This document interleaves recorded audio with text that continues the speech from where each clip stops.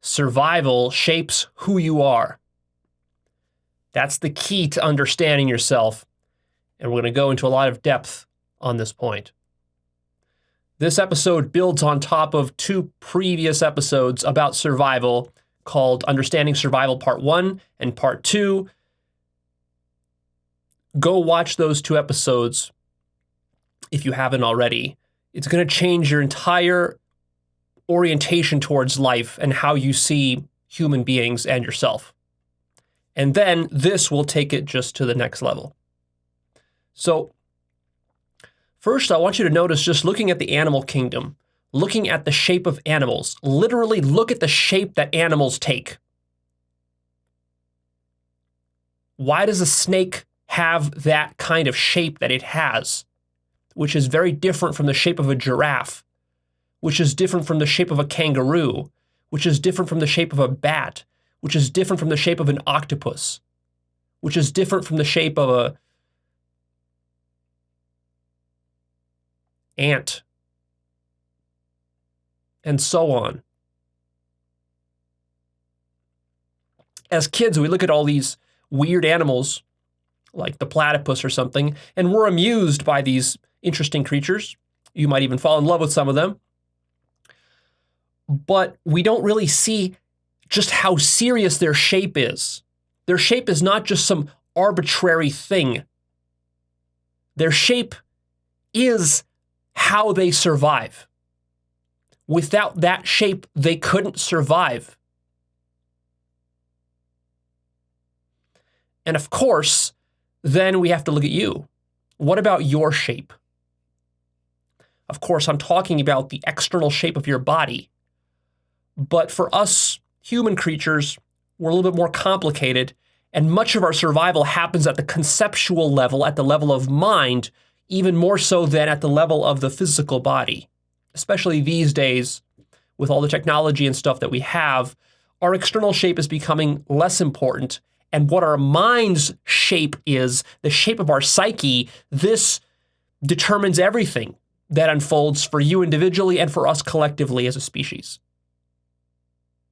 So let's explore that, because there's so much detail here. So who you are today was shaped by your early survival demands, just like the shape of a snake was gradually formed over millions and billions of years of evolution, of natural selection, where the shape of the snake was being fitted with that of the shape of the environment that it lives in. And there's many different kinds of snakes and many different kinds of environments, and they have different kinds of shapes. So the same with you. So your specific survival challenges in your youth and as you were growing up, especially during the first 20 years of your life, this shaped your psyche, and it shaped how you think, how you emote, and how you act. But the problem is that you're not very conscious of this. None of us are, unless we do this sort of investigation that we're about to do right now. And we completely forget how much we were shaped by all of the environments in which we were growing up when we were young. Many of the survival challenges you faced when you were 5 years old, 10 years old, 15 years old, 20 years old, now if you're in your 30s and 40s and later, your mind doesn't even hold, it can't even hold that much in its memory banks. I mean, it does deep down, but it's not at the top of your mind. And it becomes easily forgotten, and it's like layers upon which your psyche is built, and then those layers upon which it's built, they're forgotten. And you just assume that, well, this is how I am now. This is who I am. This just feels like who I have always been. But if you look carefully, if you do some sort of psychic archaeology in your psyche, dig in there and root around, go back into your past, you can actually see how the layers of your psyche were built over the first 20 years of your life. And you can do some work there, because some of those layers are dysfunctional and are still creating problems for you to this day, but you've forgotten where they came from. So let's look into that. So I want you to start to really notice how much survival demands from your environment shaped you, and the kind of survival strategies you had to adopt as coping mechanisms to deal with whatever situation you were faced with. And we as humans, we can look quite similar on the outside, but the survival situations that we face are mostly cultural and not just the physical environment. So the culture you grew up in and whatever kind of family environment, schooling environment, work environment, these all shaped you very much. More so than whether you grew up in the Arctic or in the tropics or in the desert, although of course that also shapes you. But really it's the software that's even more important than the hardware when we're discussing survival here. So I want you to start to notice how much human survival varies around the globe.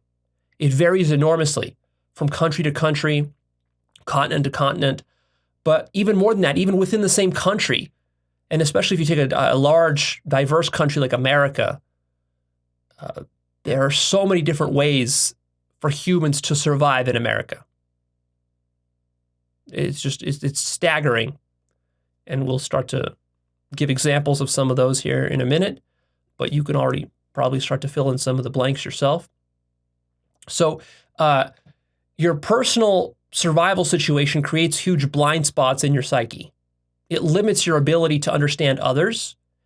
It limits your ability to grow, to succeed, and to transcend to higher levels. Because really what we're talking about here is when we're talking about personal development or spiritual development, we're talking about growing one's psyche. And to grow one's psyche, we have to look at the limitations and blind spots that are present within the psyche that hold us back. These are the obstacles. And also, as you were growing up, you encountered from your environment as you were struggling to survive, you incurred wounds and scars, karma, samskaras, the Hindu traditions call it. And these stay with you and influence how you behave. They can be very corrupting. They can corrupt your desires, your goals, your ambitions in life, your fears. They can make you insecure in various ways. They can make you overreact emotionally to certain things. They can give you certain biases and predilections and aversions, and all of these fundamentally shape how your life unfolds. And if your life is unfolding in ways you don't like, with bad habits and addictions, and you keep struggling and spinning your wheels and not getting the kind of traction, success you want in your life, well, you have to look back and to see really what is sourcing that. And it's probably early childhood survival situations that you didn't quite fully know how to deal with, and you might have dealt with them in dysfunctional ways, unholistic ways, and then those became ingrained in your psyche, and now you still keep acting from that place. It's sometimes difficult to unteach yourself some of these bad habits you picked up, or certain assumptions about reality or about people or about society that was just a function of how you survived when you were younger. We tend to assume that humans have always lived sort of the same way, like that 100 years ago, 500 years ago, 1,000 years ago, 2,000 years ago, humans lived basically like we do today. Not at all. When we're studying history in school, it doesn't really sink in. The teacher doesn't really teach us that it's not merely that, the ancient Romans lived a certain way, the Egyptians lived a certain way, and then in the Middle Ages they lived a certain way, and during the Renaissance they lived a certain way, and the Chinese lived a different way than the Europeans, and etc.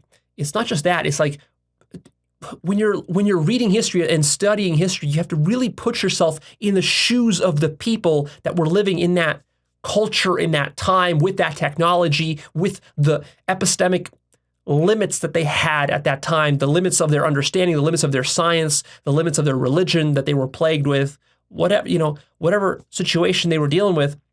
Like, you have to really understand that to live 2,000 years ago was such a starkly different way of surviving than today. And even 100 years ago, survival was so different for your great-grandparents than it is for you today. The culture has changed, the language has changed, our understanding of mankind as a species has changed, our understanding of science has changed, even our understanding of religion. Today's Christians are not the same Christians of 2,000 years ago. They're completely different. And we don't appreciate that enough.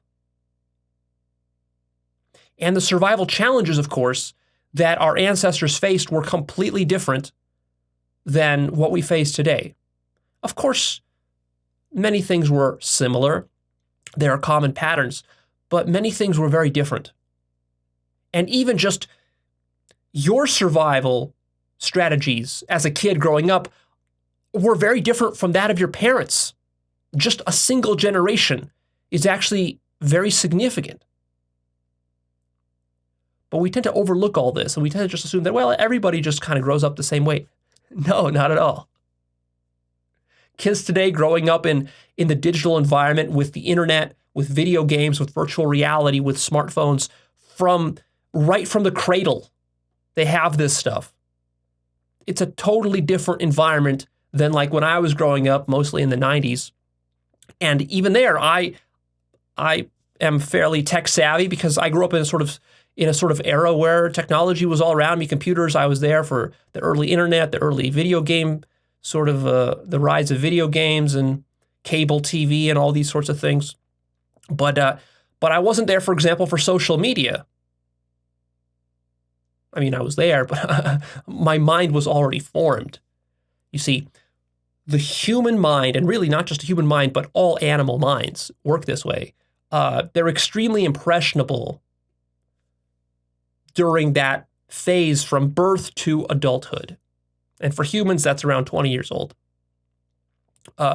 Your mind is being cemented and set in stone. Stuff that is set in stone in the first 20 years of your life, that stays with you, and it becomes more and more difficult to change as you get into your 30s, 40s, and beyond. So how your mind is set, like drying concrete, in those first 20 years are absolutely crucial. And if the concrete has cracks in it as it's still wet and drying, if it has debris, leaves fall on it, twigs and branches, somebody comes and rides his bicycle through it, all those marks and things are going to be impressed and ingrained into that concrete for the rest of its existence. Now, of course, with humans, we're a little bit more malleable than that, but it's actually quite astounding how difficult it is to change the human mind once it's set after those first 20 years. It's pretty difficult. Possible, but difficult. It takes labor. All right, so now I want you to do this little visualization exercise with me. I want you to imagine how different you would be today if, for example, your father was a drug dealer when you were growing up. If you were raped by your father. If you were a Mormon growing up in a Mormon family, in a Mormon community. If you were gay or confused about your sexuality, assuming you weren't. If you were bullied in school because you were ugly. If you were born in an Eskimo tribe, somewhere in the Arctic Circle. If you grew up in a foster home without parents. Just try to imagine how that would change your very identity and sense of who you are in the world. We're not just talking about like, oh yeah, life would have been a little bit more difficult, or some circumstances in my life would be a little bit different. I would have had to adapt to that. No. What I'm trying to get you to understand here is that you would be a different person.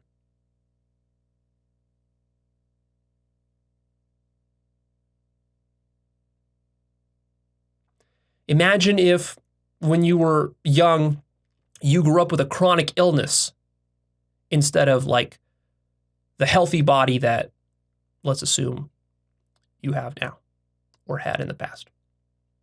Imagine how that would shape you if you grew up in a wheelchair. If you went to school, 12 years of school in a wheelchair. Imagine if you were a hot, pretty girl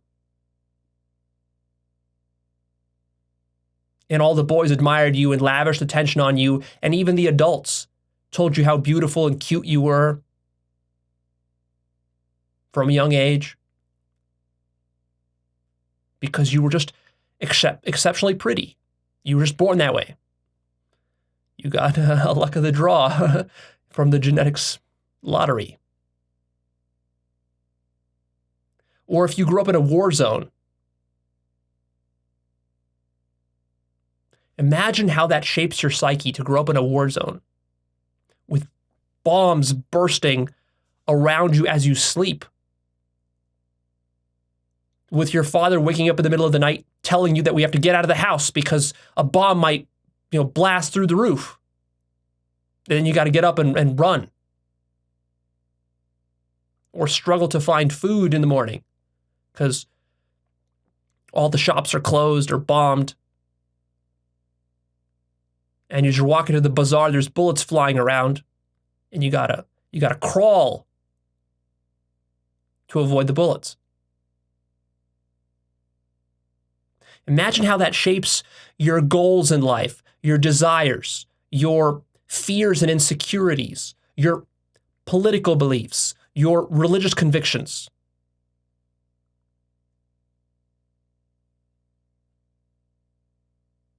Imagine if you grew up in a small rural village with no internet access, no television, no music, no big grocery stores. Imagine if you grew up as a woman in Saudi Arabia. Imagine if you grew up in a royal family in a palace and you had butlers serving you from golden plates with golden forks your whole life, driving you in Rolls Royces and such things. And your family groomed you to be part of the royal family because they just expected you to fill that role.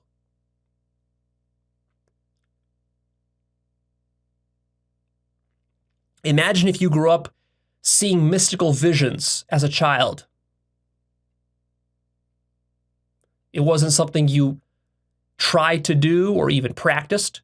You didn't even meditate. You just, every time you went to sleep, you saw mystical visions. Even while you were awake at school, you would see mystical visions of weird entities and beings and aliens and things and angels and shit. Imagine how that would completely transform who you think you are, what you think reality is, and your relationship to it. And of course, this would isolate you from other children because they wouldn't see these visions. And the adults around you, they probably also don't see these visions. Even your parents might not have believed you when you told them that you saw these mystical visions, and they just told you that, oh, you're just imagining things, you have a hyperactive imagination. Maybe they even took you to a doctor, and the doctor maybe even put you on some antipsychotic medications because the doctor, of course, a Western materialist doctor, doesn't believe in mystical visions. He thinks that's all nonsense, and he thinks that you're going crazy, and so he puts you on antipsychotics, and then those numb your visions down, but then they make you feel disconnected, and they don't make you feel like yourself anymore. And as a child, you don't know what's going on. You don't know whether to listen to these adults or not to listen to them. Maybe you start to think that maybe these adults are right. Maybe I do have a hyperactive imagination. Maybe something is wrong with me. Maybe I am going crazy. Maybe I am psychotic or whatever. And that it takes you a long time to figure out what's what. So humans survive in very different ways, yet we judge others for how we survive. We're very judgmental about the survival strategies of other people. And that's precisely because our own survival strategy was so paramount in the shaping of who we are that how we see reality itself, how we define what reality is, was so deeply shaped by these things that it's difficult for us to even step outside of who we are, because we just are that now. It's difficult for us to step outside of that and to see that somebody else had very different influences and had to deal with very different, much more difficult survival situations, and therefore they had to adapt to those, and they had to become literally a different person. And to survive those situations, they literally had to see reality in a different way. To survive as a woman in Saudi Arabia literally requires that you see reality in a different way than if you're a woman in America. Otherwise, you can't survive in that situation. You might get beheaded. This is no joke.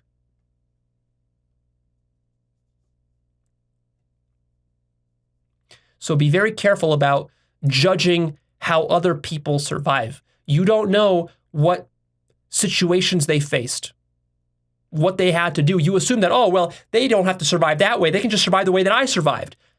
No, don't assume that.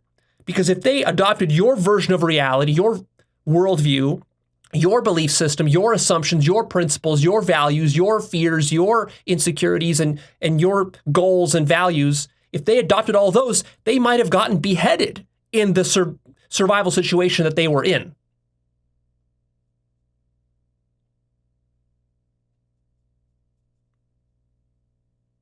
Or they might have gotten raped. Or their parents might have hit them and abused them. You don't know.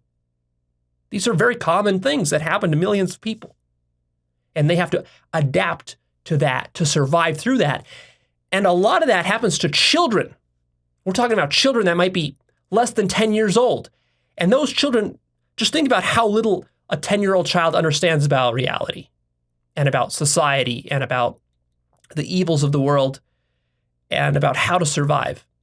Because when you come into this world, you're not given a survival manual. You have to make it up as you go along. And if you're lucky, you have parents that can guide you, who are wise, who themselves have mastered the art of survival, and they can pass on some wisdom to you. But that's often not the case. A lot of times, the parents are dysfunctional themselves. They don't know how to survive, or the way they survived no longer works in the situation that they're going up, because now there's a war. When your parents were surviving, there might not have been a war in your country. And now the parents are raising you in a war zone. They themselves don't know what to do to help you as a child to figure out how to navigate that situation. And your whole life is riding on it. This is a life and death matter. This is not a joke. And I want you to especially pay attention to how we're not just talking about physical survival here. Pay attention to how survival shapes the mind, the psyche, the beliefs, the worldviews, your morality, your values. That's the really important thing here. Here's an example with Hitler. So who Hitler was and what he did as an adult was merely the reflection of his mind. And Hitler's mind was merely a reflection of the survival challenges he faced during his youth, during the first 10, 20 years of his life. And it can be useful to actually pick up a biography of Hitler and read it.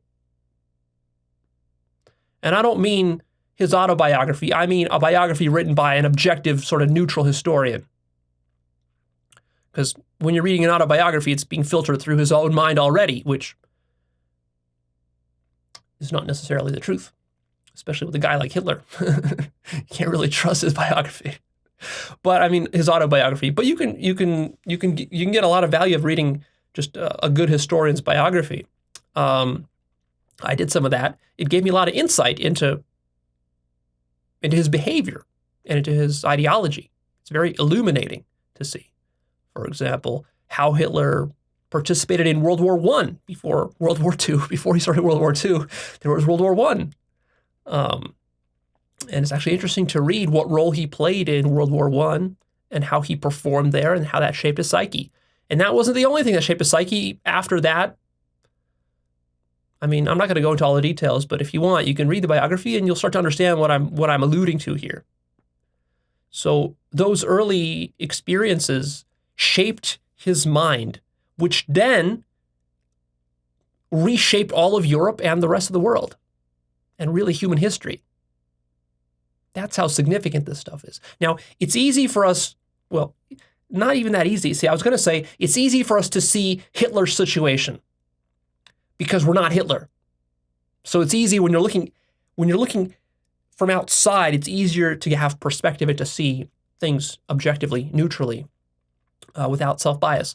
But really, even for most people, even seeing Hitler is not so easy, because most people just see him as evil or whatever.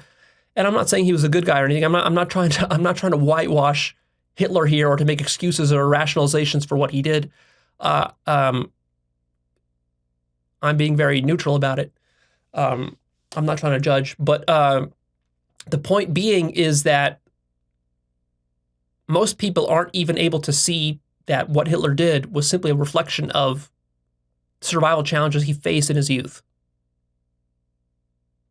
See, just to even see that will change how you see Hitler, how you see World War II, how you judge him, and how you judge others. But now the real work is applying this sort of logic to your own self. So let's do that. What are the core survival challenges that shaped your mind? That's the key question. So here's the exercise. I want you to remember all the way back to your childhood, to your early years. And it really helps to really go back early. I mean, when you were just learning how to eat, how to walk, the earliest memories you have. And try to recall the survival challenges that you faced at that time. And get a sheet of paper, a notepad, and list them out. Start doing a little brainstorm here. What did you struggle with? And start with even the very basic stuff like food. Remember how you struggled just to put food in your mouth.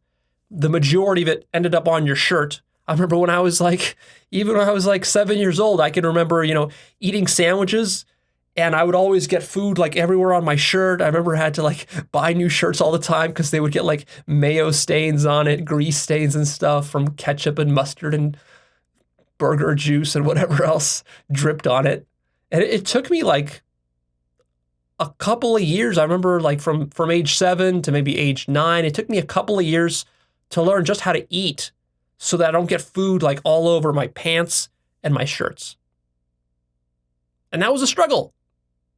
And see, today unless I'm doing this recording here for the purposes of educating you, I haven't even thought about this stuff for like 30 years.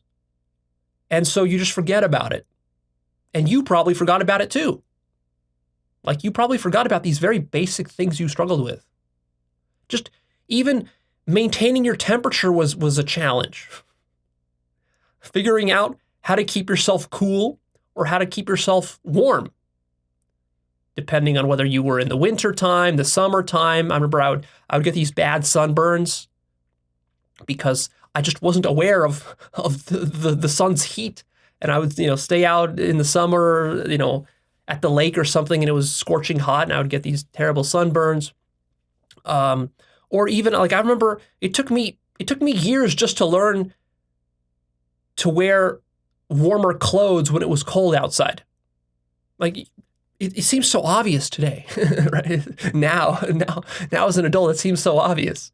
If it's cold outside, grab a coat. but like that wasn't even obvious to me. And like the family situation I was growing up with, we had certain financial difficulties when I was growing up. A lot of times we just didn't have money. Like I would need a coat. I would need just like nothing fancy, just like a sweatshirt or a jacket. I would need that, but I knew, for example, that we were out of money certain times of the year. It was weird. My financial situation, my family had a big influence on me. I'll talk about that a little more here in this later in this episode, but like it was very kind of rocky. So some parts of the year we had lots of money and we would even go to extravagant vacations and extravagant dinners and stuff like that. And then other parts of the year we had no money at all. They would turn off our electricity and we would have to use the candles or like even buying new shoes or buying a jacket would be difficult because my family would waste that money on like an extravagant dinner, but there would be nothing left for just a jacket, which was ass backwards. But anyways, that's sort of the situation I grew up in. And you better believe that shaped me very significantly. It shaped my attitudes towards money and towards life, even towards clothing. Think about sexuality, how your sexuality was formed in the first 20 years of your life, and what struggles existed there, maybe with your sexual identity, maybe with feeling guilty about sex because you were moralized to by your fundamentalist Christian or conservative parents who told you sex was evil or masturbation was evil or whatever, and you tried to hide it or you were embarrassed by it or, whatever. Or maybe it was positive stuff too. Or maybe you had early childhood experiences, sexual experiences, whether in high school or even in middle school or maybe with I don't know what your situation was. And think about how that influenced your views of sexuality, which are still with you today. Maybe it made you sexually conservative. Maybe it made you very sexually open and liberal.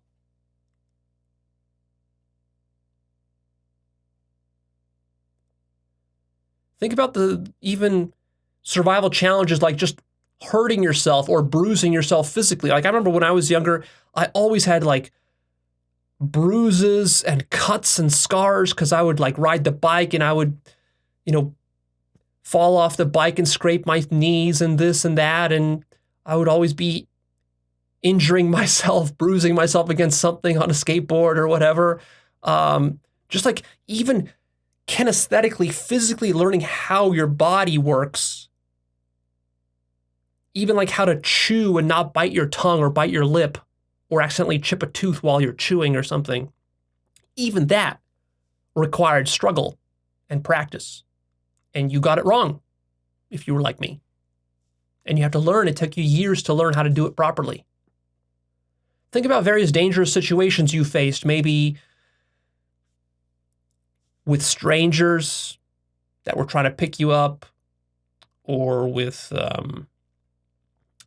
automobiles, with bicycles, with skateboards, with whatever dangers existed in your environment, with the weather.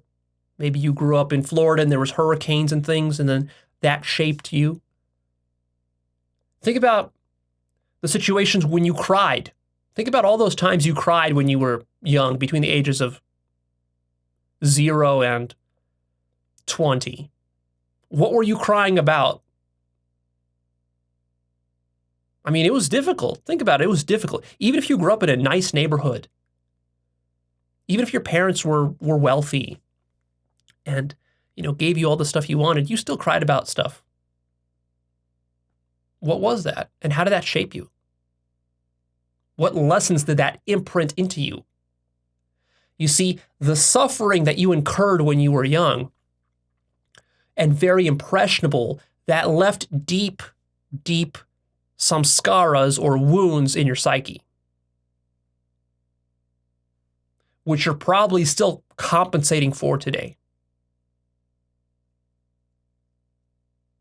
Think about the challenges of learning language that you faced. Learning language was so difficult. Now we just use it. It's easy, effortless. You don't even think about it. But remember how difficult it was to use language properly. Or even learning what time was. I remember when I was like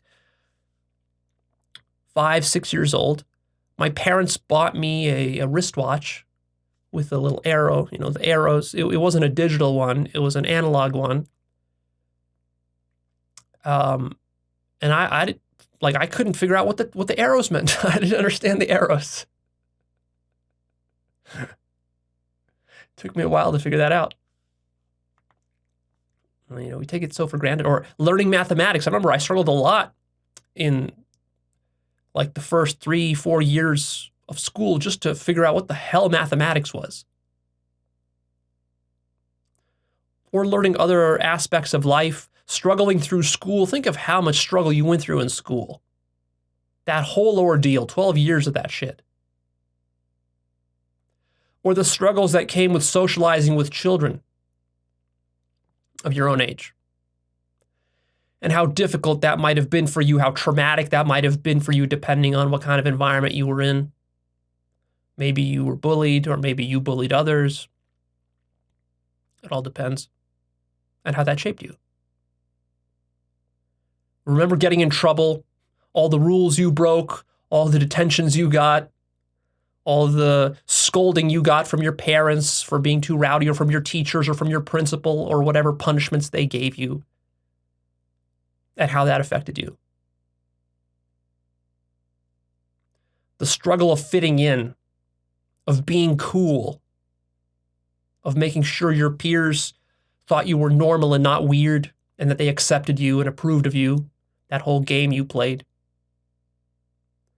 You might have played it excellently, or you might have played it very poorly, and that very much affects you to this day. Shaped your psyche. Think about academic achievement and what significant role that played in your life, whether you were a good student, a bad student, and how you felt about your own sense of intelligence and knowledge and self-esteem related to that. Or your struggles with sports. Fights with your family. Think of all those. What were those about, and how did those shape you? Rebelling against your parents, or conforming to your parents. Whichever one. Doesn't matter. It shaped you just the same. How about trying to gain approval or love from your parents and friends? Think of how much that shaped you. Divorce, if there was a divorce in your family, that was a huge influence on you. Think about how your identity was forged. How did you figure out who you were?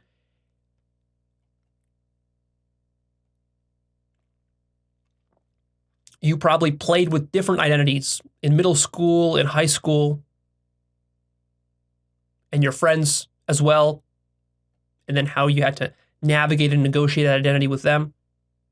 The various interests that you explored and how those influenced you, and how you struggled with different hobbies and things. Some you loved, some you hated, some you were frustrated by.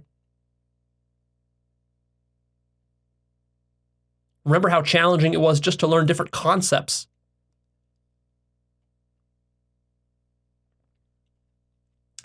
Or the struggle of being lazy or disciplined. If you struggled with that, disciplining yourself. Or being bored. Just think about how that might have shaped you, being bored when you were a kid, and then what you did in your spare time.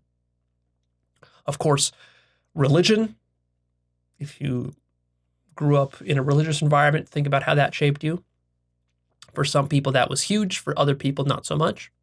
But even if you didn't grow up in a religious environment, maybe your family was secular or scientific or atheistic, and then that shaped you just as much as religion would have if they were religious.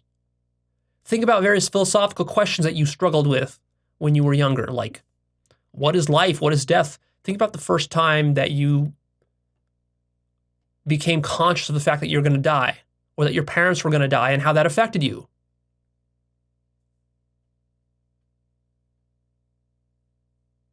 Debates and disagreements you had with your parents, elders, and friends and colleagues. Mentors who influenced you in positive ways, negative ways. Maybe you had a mentor who misled you. Music you listened to. Health problems you had. Lack of money. Or an abundance of money in your family situation. Other kinds of family dysfunctions you struggled with. Early romances you had. Pregnancy, if you had that early. abortion if you had that early, being denied or rejected for things. Maybe you were rejected for a sports team. Maybe you were rejected for an early job position. Maybe you were rejected for a school or a university. And then how that affected your psyche. How did you adapt and cope with all of these things above? How you adapted and coped is who you are today. That's the point. There's a really great exercise that I used to give to my coaching clients to get a sense of what they thought deep down about things and sort of how their psyche was shaped throughout their life.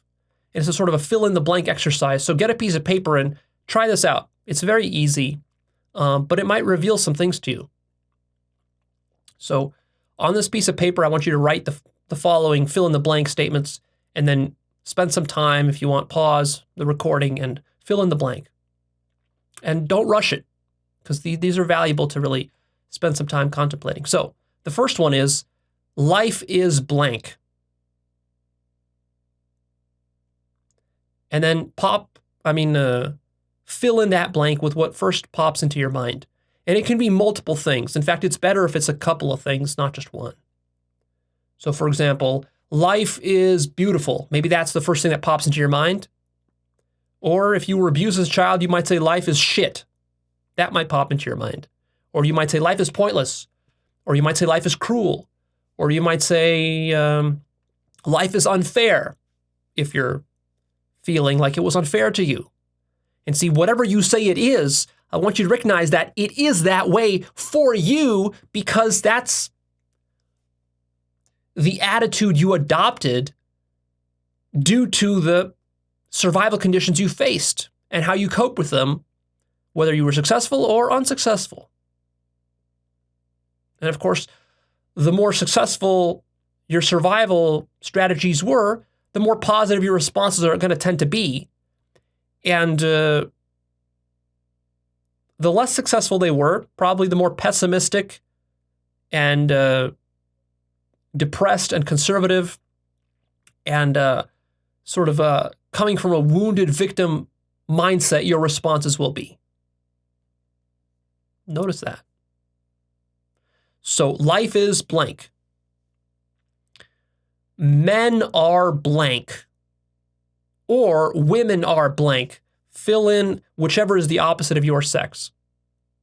So if you're a woman, then for you it's men are blank. And if you're a man, it's women are blank. Fill that in.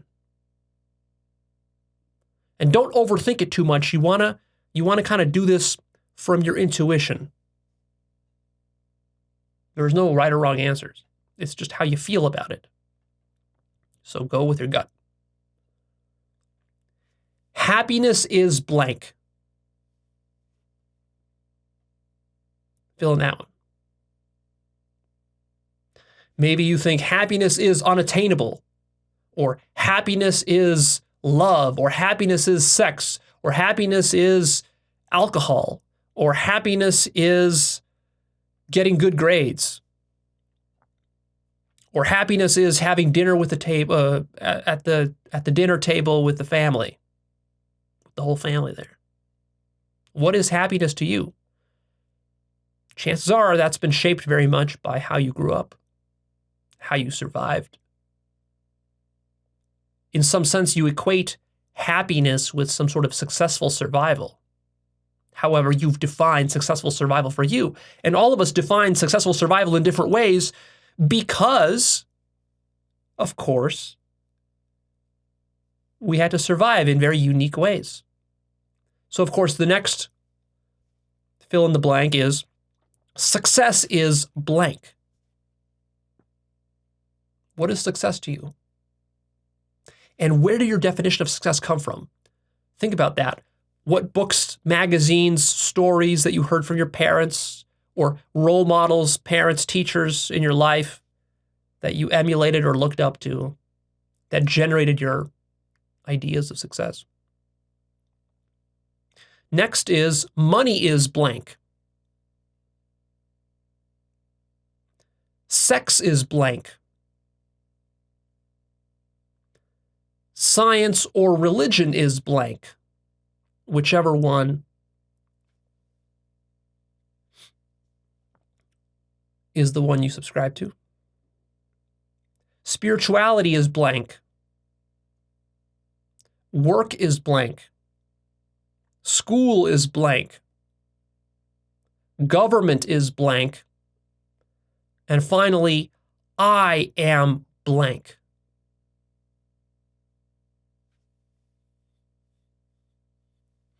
Actually, I should probably add one more in there. Humans are blank.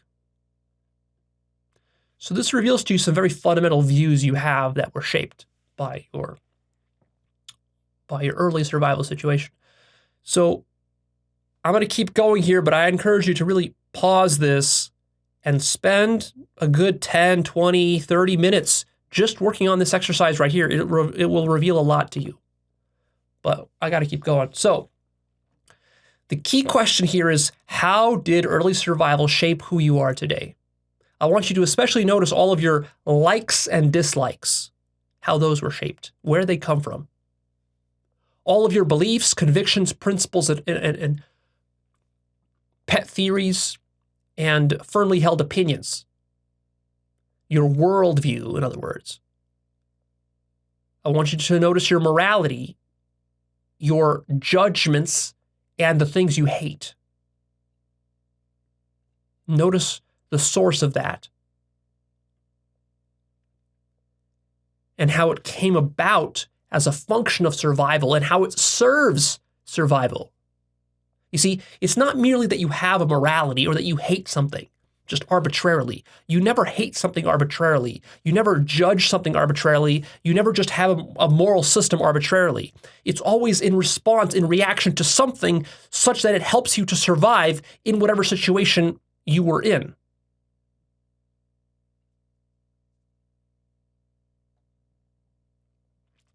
And again, remember, it doesn't just help you to survive physically. It helps you to survive as a psyche, as an ego. So don't just relate these things back to physical survival.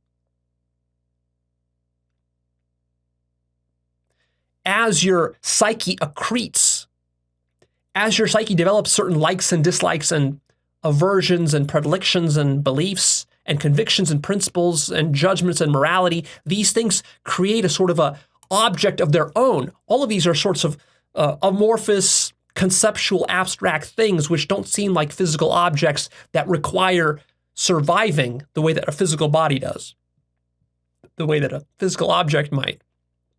But once these things start to cohere together into a psyche or an ego mind, this becomes a sort of an object of its own, which then takes on a life of its own, and it needs to survive, even more so than the body itself. It's like a system. It's a system of meanings and interpretations. It's your mind. This is the ego mind.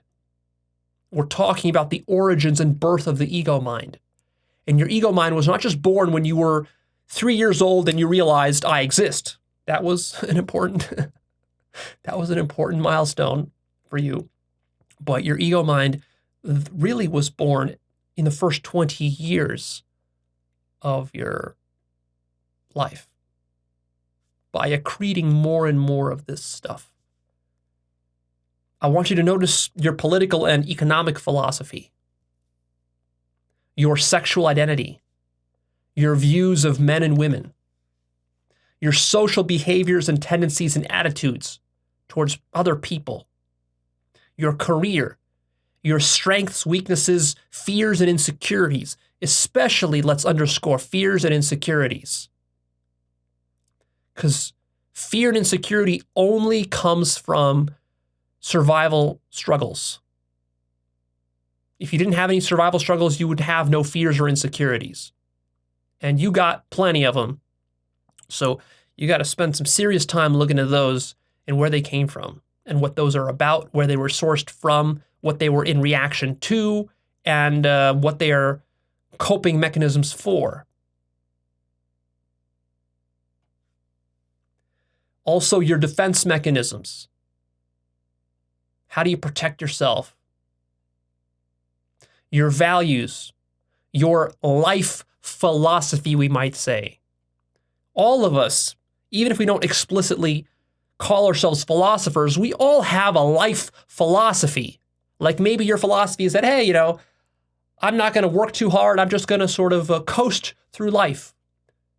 Path of least resistance. Or maybe your philosophy is that I got to work hard and I got to wake up on time every morning and, otherwise bad stuff will happen. Maybe that's your life philosophy. Or maybe your life philosophy is just, take it one day at a time. Or maybe your life philosophy is, I got to plan 30 years ahead, or bad stuff will happen.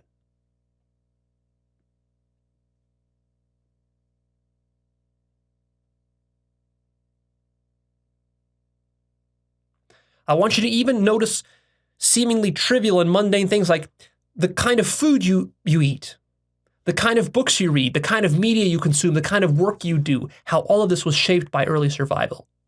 The way you react to strangers in social situations, how social you are and how you socialize, even the facial expressions you make when you are dealing with people in social situations, the muscle tension in your body, your darkest thoughts. What kind of darkest thoughts do you have, and how were those shaped by early survival challenges? Your dreams, the kind of dreams you have when you go to sleep, the kind of nightmares, if you have nightmares. What kind of nightmares do you have? What are those about? And how were they sourced by something of a survival challenge earlier in your life? And then also your dreams in the more sort of aspirational sense, like your highest goals, your highest dreams for your life. How were those shaped? How you handle money. Are you stingy and frugal? Or are you very wasteful with your money?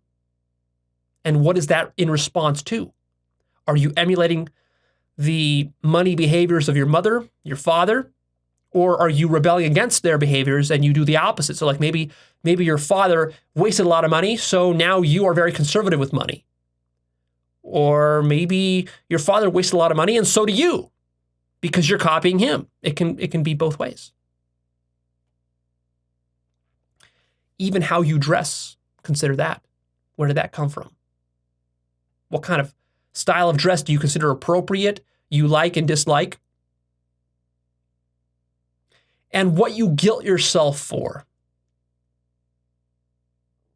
Why do you guilt yourself for the things you guilt yourself for? Because there's certain things you guilt yourself over, and there's other things you don't. Where did that come from?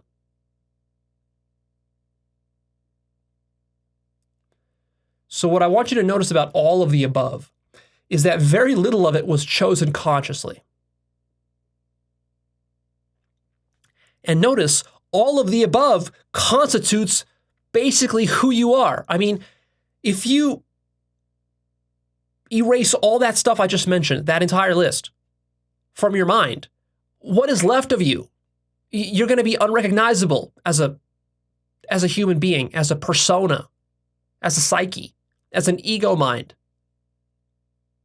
You won't be able to recognize yourself. You'll look the same in the mirror, let's say, but everything about you that you hold as the most important is going to be gone. You're going to be completely hollowed out.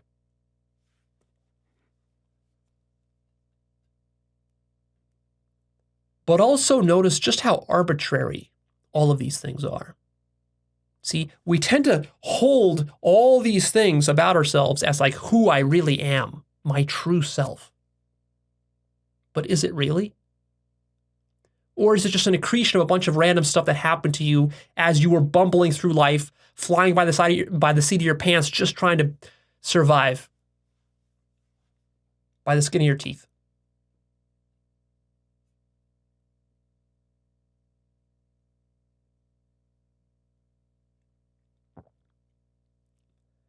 You see, you're not as conscious as you think you are about who you are and where who you are came from and why you are who you are.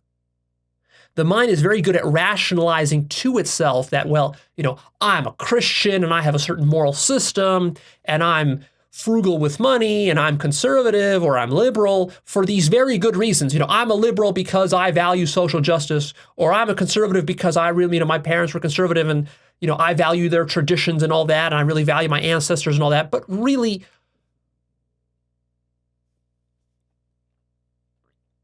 you're bullshitting yourself. All of those are backwards rationalizations that you make to justify the way you are, to not question the way you are. And then you see, when we're talking about making changes to your life, personal development or spiritual development, we're really talking about changing your life to get better results. But to get better results, we have to change. The more we change, the better results we could potentially get. Now, of course, you could change things for the worse, but we're assuming you can avoid that trap. But I want to point out that you can change things for the worse about yourself. So don't overlook that possibility. But assuming that you're being wise about it and you're changing things about yourself in a beneficial manner, to be more effective, to be more successful, more productive, more happy, and whatever else, to sort of round the edges of your psyche. If you're doing that, then the more you change about yourself, the more change you will get, the more positive change you will get if you're doing positive change, right? But notice that if you're unwilling to carefully examine and change all of these things that I just listed up above about yourself, if you're not really willing to change you at the core, at the identity level, then how can you expect to get any significant, meaningful change in your life?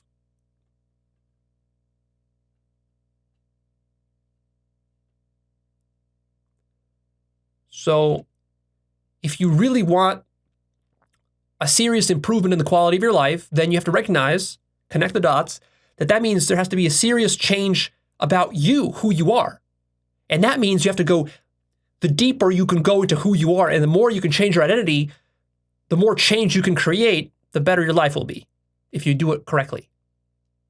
But also, the deeper you go, the more difficult it is, and the more threatened you're going to feel about it, the less comfortable it's going to feel, because it's going to feel like some part of you is dying. And it's going to be counterintuitive because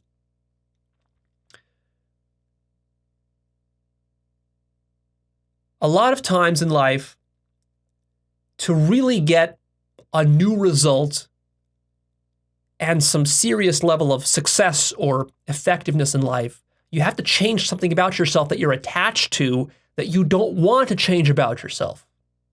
And so half the battle is simply even noticing that and then accepting that part of you has to change, because you probably don't want to change that part of you because you're attached to it, because you're so close to it, because you're literally it.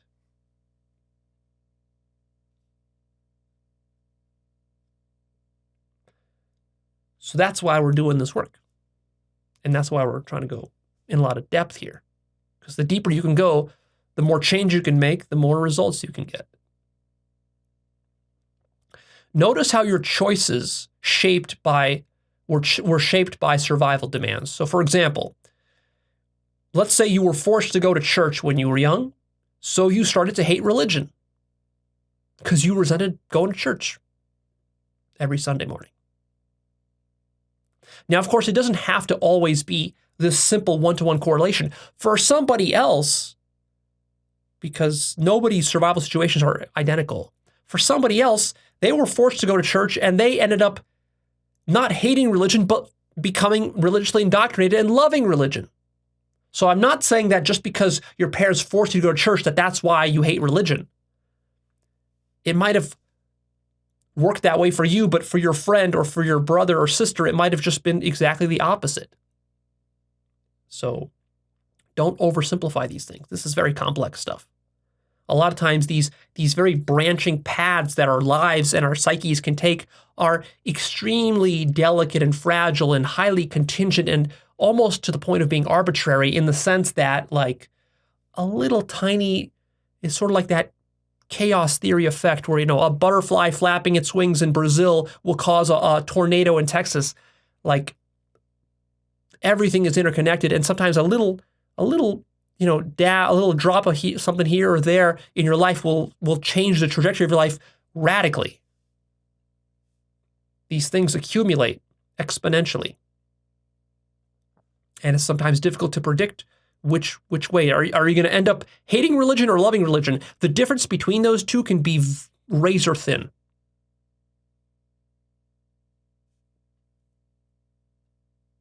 The difference can be as little as a single word that comes out of the mouth of your mother, father, brother, sister, or preacher.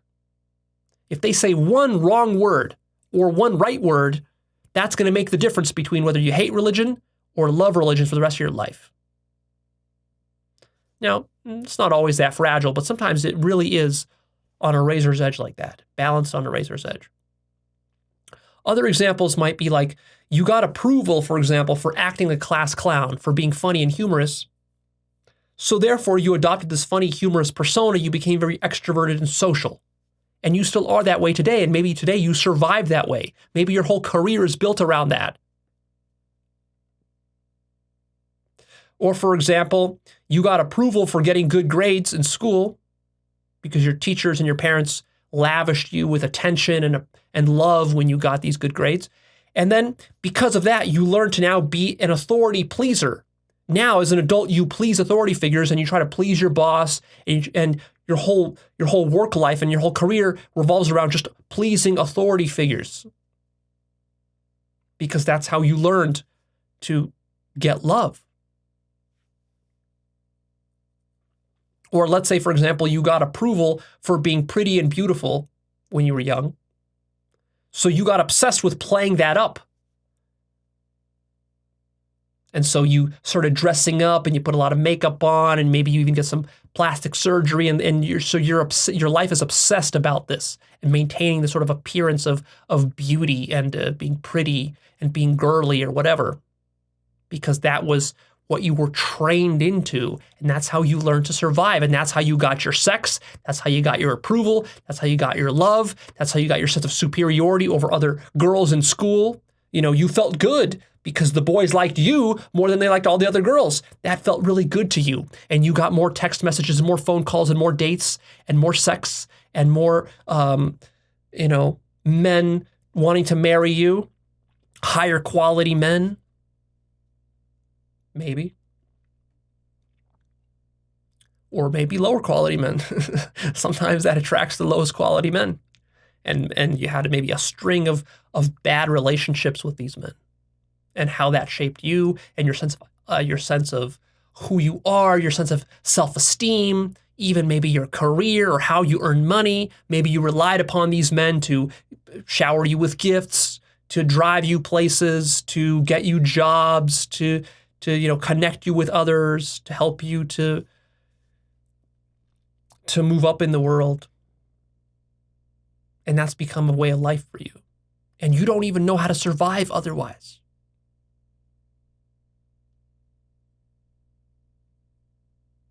Now, I'm not judging you. I'm not saying this is good or bad. None of this is good or bad. It just is survival. So you should stop judging yourself.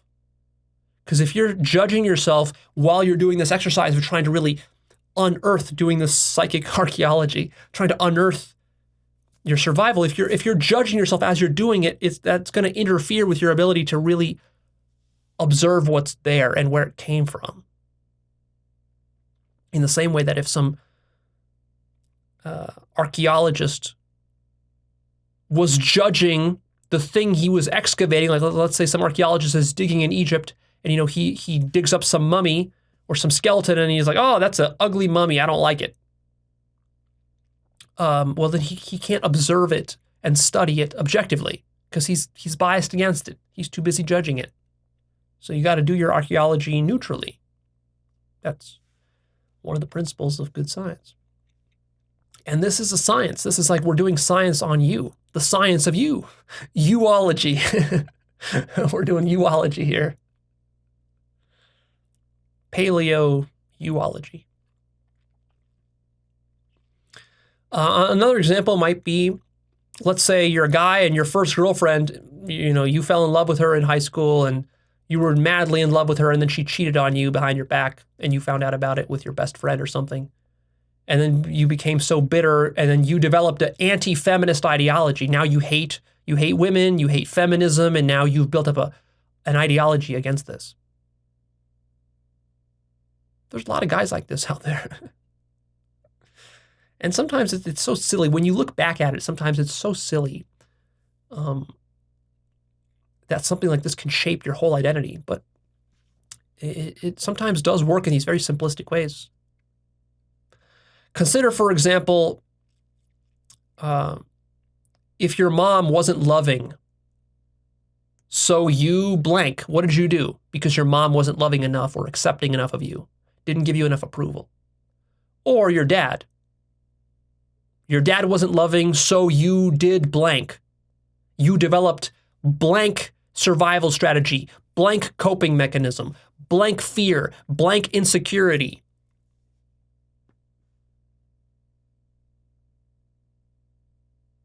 And it stays with you even to this day. 30 years later, it's still there. See, love is a very crucial one. You should spend a lot of time contemplating who you are as a result of the love you didn't receive when you were younger. Because there's a profound correlation between those two. I can draw, if we sat down together for a couple of hours, we could dig real deep, do some sort of psychoanalysis on you, and just give you some profound epiphanies about why the shit you do today that is so dysfunctional is simply the result of a lack of love you received from your mother or your father when you were younger. And sometimes it's simple, sometimes it's very convoluted, too. And it doesn't have to make a lot of logical sense. A lot of this stuff, a lot of these sort of connections in your psyche are very illogical. Like your father wasn't loving to you, so therefore you became rebellious and you started to hate religion because your father was also religious, let's say. And so you started to hate religion, and now you're this, you're this hyper logical, rational, scientific atheist, scientist, astrophysicist nerd, and maybe you work at a great university like at MIT, you're an astrophysicist doing this stuff, and you might think that, well, your astrophysics has nothing to do, and your scientific materialist philosophy has nothing to do with the fact that your father wasn't loving to you. You might say, these are unrelated, this is not, Leo, none of this is that you're talking about, none of this is scientific, it doesn't make any rational sense. And yet, nevertheless, simply because your father didn't give you the love you wanted, and he was religious, that led you down the path of this sort of scientific, atheistic, materialistic, sort of nerd identity that you adopted as a coping mechanism for that. Now, maybe it turned out well for you in the sense that you got a good job and you love what you do. Okay, great. But still, there's a wound there that you haven't addressed. And it's got very little to do with science or with logic. It's got a lot more to do with love or lack thereof. And you better believe, you might think, well, Leo, so what? I'm still doing good science, so it doesn't matter. Not so fast. You see, because your ability to do science is actually going to be corrupted by the fact that you didn't receive sufficient love, and therefore you're reacting against that, and therefore, for example, you are closed off. Your mind is literally closed to studying religion, picking up a religious book, or even listening to someone like me even teach something that might smack of religion. It might turn you off. You might click the video off, and you might not hear about non-duality or mysticism or awakening or other things or absolute truth or other things that are important for you to do your science well. See, if you can't tolerate the things I say, then you can't watch my series, my 3-part series, Deconstructing the Myth of Science, and then you won't be able to understand what science is. And all of that because you didn't get the love you needed as a child.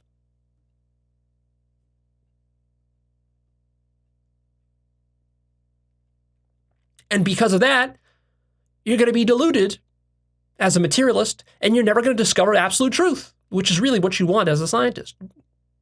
But you're going to miss it because your mind is closed. And the reason it's closed is because you didn't get the love you wanted. And now you're in denial about it. And now you got coping mechanisms and defense mechanisms. You got layer upon layer of coping mechanisms and defense mechanisms such that it would take hours for me just to break through to you, just to convince you that this is the case. And you might be a high IQ, highly rational, highly logical, scientific person. And yet, you're still being dense because there's something deeper going on in your life than science or rationality. Your life is not around that. Your life is around survival, the survival of your psyche. And your psyche can't survive without love, you fool.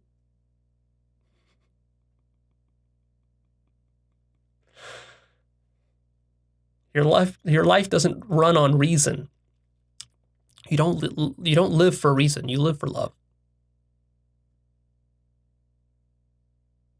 And your reasoning is just various tricks the ego mind uses to justify how it gets love, and various partial and biased ways it has of loving. Or, for example, let's say your dad was a businessman, successful businessman, very busy. And so the only way he gave you attention and approval and respect is if you also did business stuff.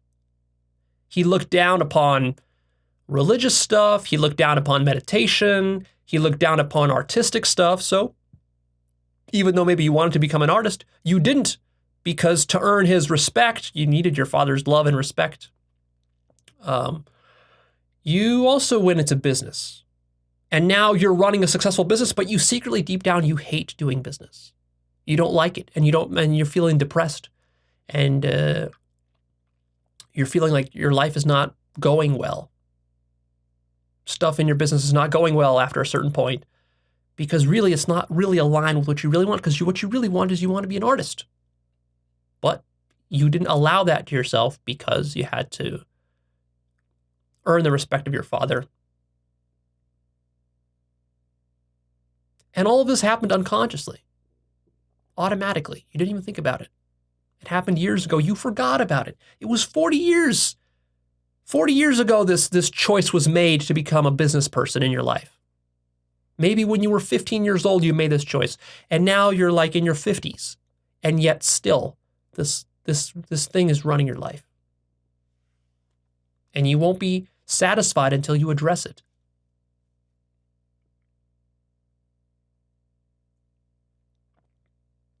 If you grew up rich, think of how that shaped your life and who you are.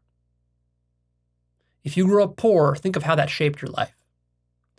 If you grew up white or black or Asian, think of how that shaped your life. If you grew up fighting with your parents or divorced parents, think of that, how that shaped who you are. If you grew up with animals, think of how that shaped who you are. If you grew up reading lots of books, think of how that shaped you. If you grew up watching TV, lots of TV, or playing lots of video games, think of how that shaped who you are.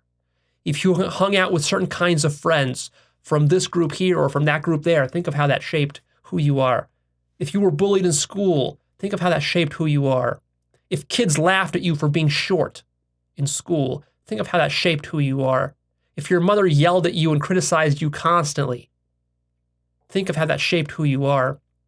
If your father was an inept, inefficient, ineffective provider for your family, think of how that shaped who you are. If your father was very critical of you, how that shaped who you are. If your household was religious, how that shaped who you are. If your household and your whole family ate junk food, how that shaped who you are. If you were an only child, how that shaped who you are. If you were less good looking than average kids in school, or if you were downright ugly, how that shaped who you are. All of this that I mentioned above creates biases in your mind and compensation mechanisms. You have to compensate for all of these inadequacies that you perceive about yourself. Now, some of these inadequacies could be legitimate, like maybe you are very short. Maybe you were born very short, and that's just the hand you were dealt, the cards you were dealt. And you might, and that's just that. But also some of these inadequacies, and you might say that that's an inadequacy. But also notice that just because you are physically short does not automatically equal inadequacy, because there are very short people in the world who don't perceive their shortness as an inadequacy, but you might. So what is it about you that gets you to think that it is an inadequacy? You see, you might say, well, Leo, I don't think it's an inadequacy. I know it's an inadequacy because I'm just shorter. No, it's more complicated than that, because it's not really an inadequacy until you start to believe it is. There are, believe it or not, short people who don't believe that it's an inadequacy. You might say, well, they're just fooling themselves. Well, that's part of your worldview, which is part of how you survived, because you really believe it's an inadequacy. But a lot of your inadequacies are not even as physical as just being short. A lot of your inadequacies could be misperceptions. You might think you're inadequate in some area, and that might be a complete illusion. That is sourced from something that happened in your life when you were young, and you misinterpreted it, or you didn't think about it very deeply, and then you just took it on as that inadequacy. And then that became a self-fulfilling prophecy over time, and it snowballed, and it fed it into itself, and then it manifested. I'm not saying that all of your inadequacies and problems are just manifested in that manner, but many of them are. Many of them are. So look into that. And then the problem is that when you develop these sort of perceived inadequacies and various biases in your mind and compensation mechanisms for how you're surviving, see, when you're surviving in life, most of the time when we're surviving, we're just barely scraping by. We're just pulling together whatever we can, whatever is at our hand that we can grasp on. Like, we'll grasp this thing there and that thing, and we'll pull these two things together and combine them and combine a third thing. And if it just helps me to survive, that's just it. That's who I'm going to become and how I'm going to live for the rest of my life. We don't consciously sit there and choose like, well, I could survive in this way or that way. That's a healthy way. That's an unhealthy way. I'll choose that one. Or, oh, no, that's even better. I'll choose that one. And then I'll swap these around later. Like, most of us don't do this. And we don't think about the long-term consequences of the things that we're using to do our survival, because most of us are so desperate. Like, we're going to take the first thing that will help us to survive. Like, if smoking weed helps me to survive the sort of drudgery of school, I'm just going to start smoking weed chronically and hanging out with my weed buddies, and we're going to be doing that chronically, and then that's just going to be my way of surviving. And I'm not even going to think about other ways, other alternatives, or what the consequences are going to be, or how it's going to affect anything, or, how that's going to shape me 20 years down the road. And how that will distort your perception of reality. You see, that's the real kicker here, is that not only are you using all these ways to survive, some of them can be very dysfunctional, but since survival is such a serious thing, it starts to then distort your perception of reality, and then it becomes very difficult for you to perceive reality clearly, because your life becomes so hinged on surviving using these various biases and compensation mechanisms that you've adopted. You don't even know how you would live without them.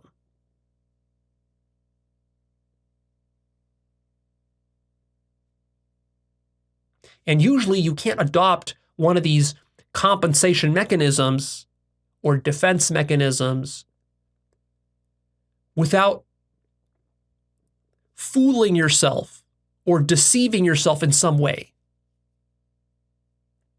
That's a lot of what our compensation mechanisms are. They're ways that we hide aspects of reality or truth which is painful or uncomfortable to us. things we want to avoid or not look at because they're too ugly or too painful or too stressful or too uncomfortable or too embarrassing or too shocking, too scary.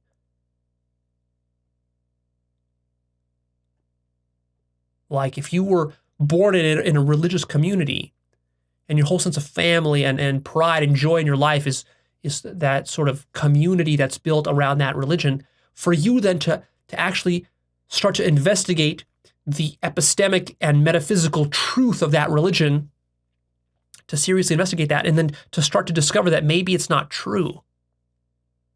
Do you see how threatening that is? And do you see why you would never do it? Most people would never do it. Everything in your psyche would scream and revolt and try to avoid that, try to deny it.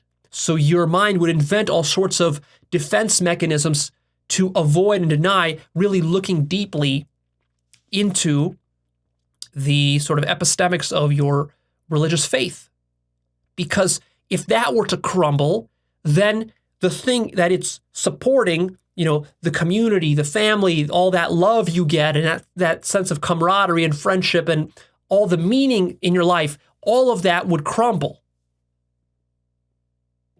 And it's too much for you to even want to think about. So you just click the video off.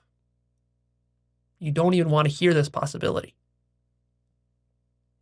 This is what I mean by biases and compensation mechanisms and distorting your perception of reality. And now, can you see how that distorts your entire perception of reality? Because these sorts of defense mechanisms you create to maintain your religious worldview, these defense mechanisms now you have to play this sort of game of avoiding certain things within science. You have to deny certain things within science. You have to deny certain things within spiritual teachings. You have to not read certain books. You have to not watch certain videos, and you have to kind of play this dance of hide and seek for the rest of your life in order to maintain that house of cards. And you better believe that's going to distort your perception of reality. And then your mind has to rationalize all this to itself. It has to, first of all, you have to deny that you're doing any of this. Then you have to rationalize why actually that scientific book is actually bad or wrong, and this is wrong, and that is wrong, and that person is wrong, and this video you shouldn't watch, and this channel is stupid, and then you start to judge, and you start to criticize, and boom, boom, boom, boom, boom. And then do you see how this multiplies and cascades? The distortions cascade, the lies and fantasies cascade. Don't think that this only applies to religious fanatics here. This example, I could have easily talked about science instead, or rationality, or business, or money, or sex, or relationships, or marriage, or children. It's not particular to religion here.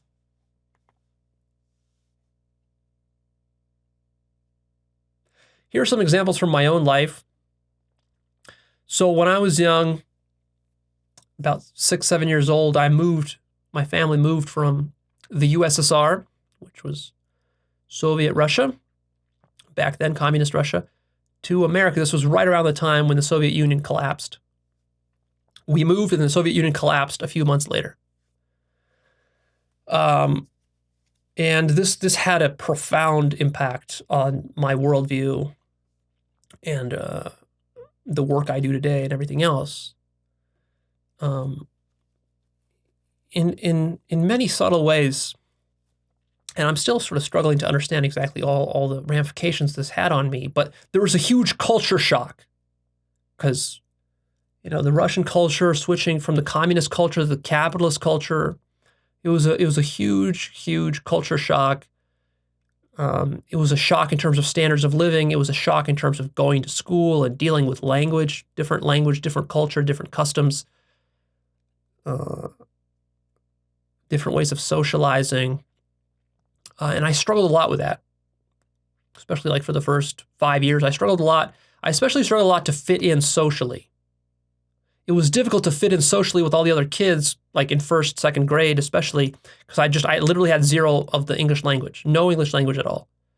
So I remember like in first grade, I was barely even able to communicate with my teacher. Like I didn't even know what she was telling me, let alone like learning deep lessons or whatever.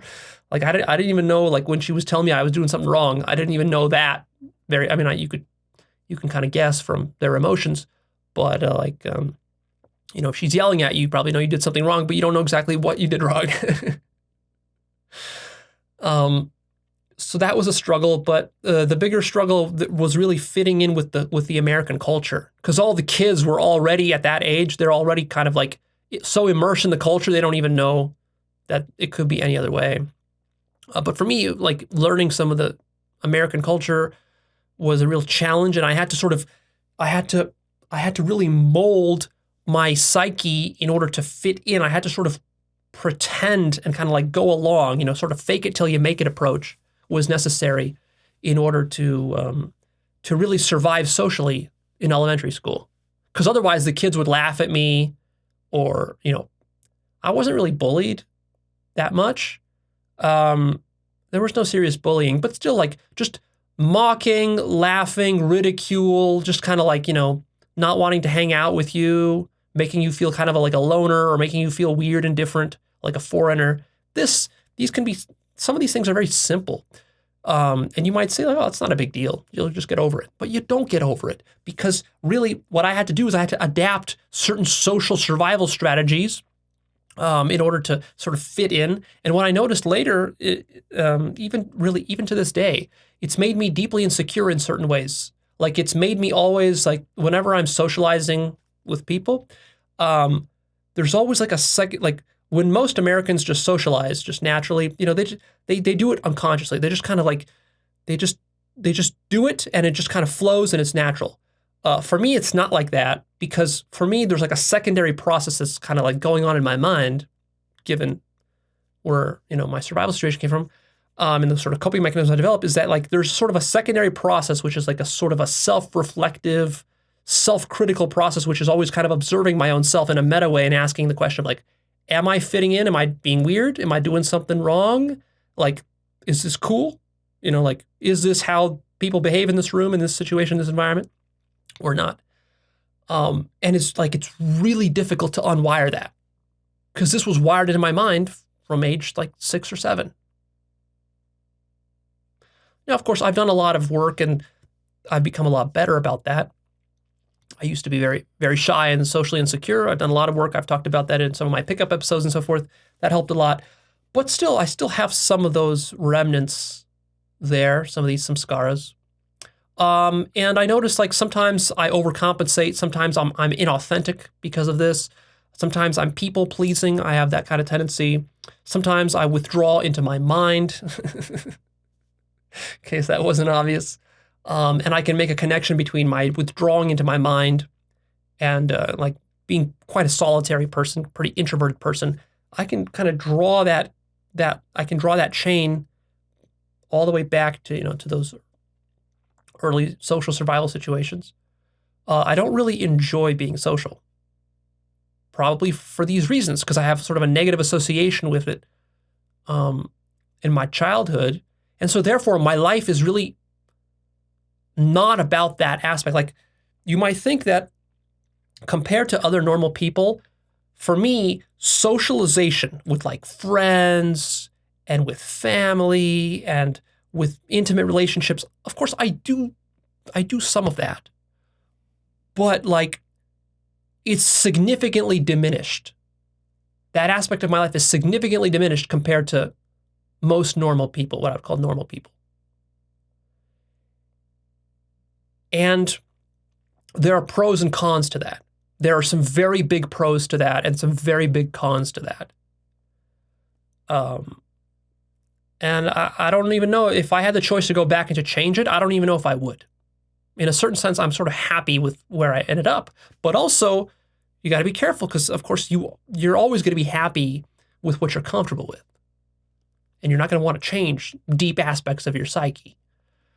So there's that to consider, but also in a certain sense, it's given me a lot of advantages. It's made me very independent, for example. It's made me able to avoid a lot of groupthink, a lot of ideology that I would have otherwise fallen into. It's made me a lot more unique, more self-reliant. I would say even more successful in certain ways. but also it comes with certain limitations. So there's trade-offs there. It's made me question cultural norms and social norms a lot. A lot of my work I simply could not do if I was social. If I was social in the normal sense that people are. Because to be social in the normal sense that people are, you have to like play the social game that everybody else is playing. And if you're going to be playing that game, you simply can't do some of the work that I do, because it would be so jarring and so conflicting with what most people believe or most people talk about.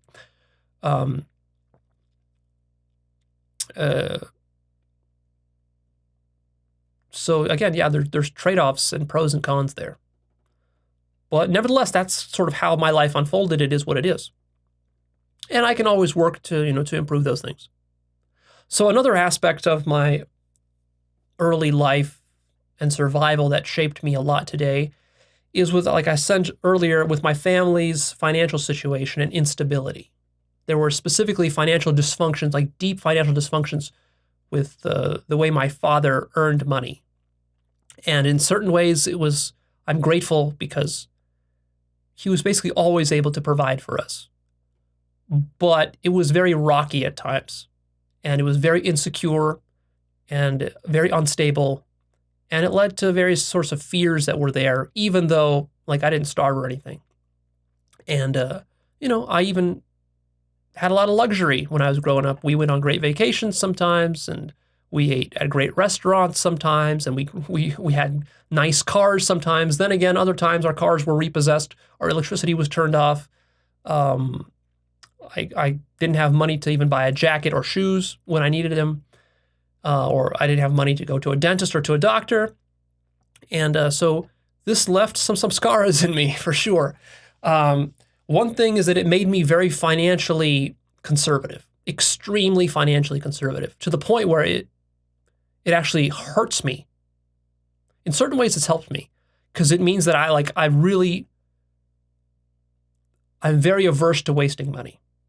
I'm very, very stingy because I saw how wasteful my dad was with money and the sort of horrendous problems this led to in our family. It ultimately ended up destroying our whole family. So I saw that had a deep impact on me. So, of course, the lesson I learned from that is to be very conservative and careful with one's money, not to gamble, not to waste it on stupid things, not to buy stupid things. And in a certain sense, that was great. I needed that because that allowed me to bootstrap some of my first businesses. I had to be very frugal to do that. I couldn't do it otherwise. Had to save money, be very, very frugal.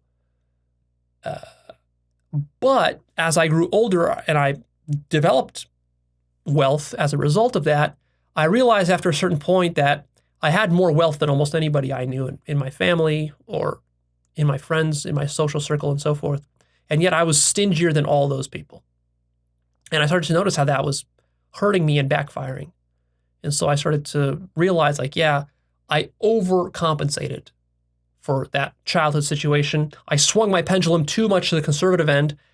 And, socially, I'm very liberal, but financially, I'm extremely conservative. And so, I don't even like investing money in stocks because I'm so conservative that I'm sort of paranoid that the market's going to crash and that I'll lose all my money. Even though I've invested money in stocks in the past, I've made lots of money in stocks. I've lost lots of money in stocks when I was young.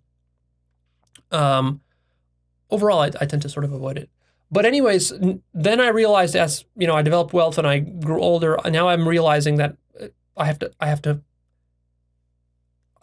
dial it back, dial the conservatism back. And over the last year or two, I was much more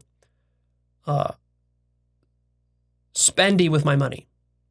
In fact, I wasted quite a bit of money in the last year that normally I would not have wasted. Just buying things I don't even need, for example. Simply because I was letting loose those reins, that straitjacket that I put on myself for the first 30 years of my life, I was letting that loose. And as that was happening, I started wasting money more.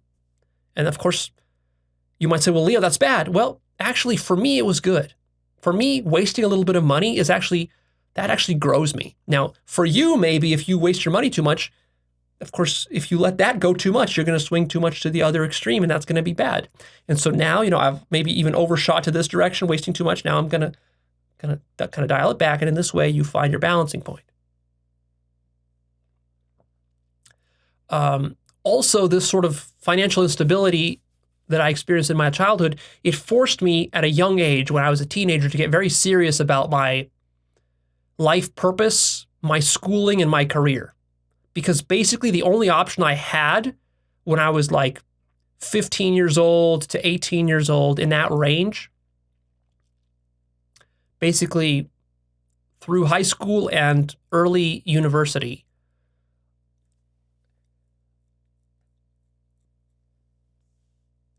the choice for me was like, either I get very serious about developing a career, or I'm going to be forever in this situation of financial instability.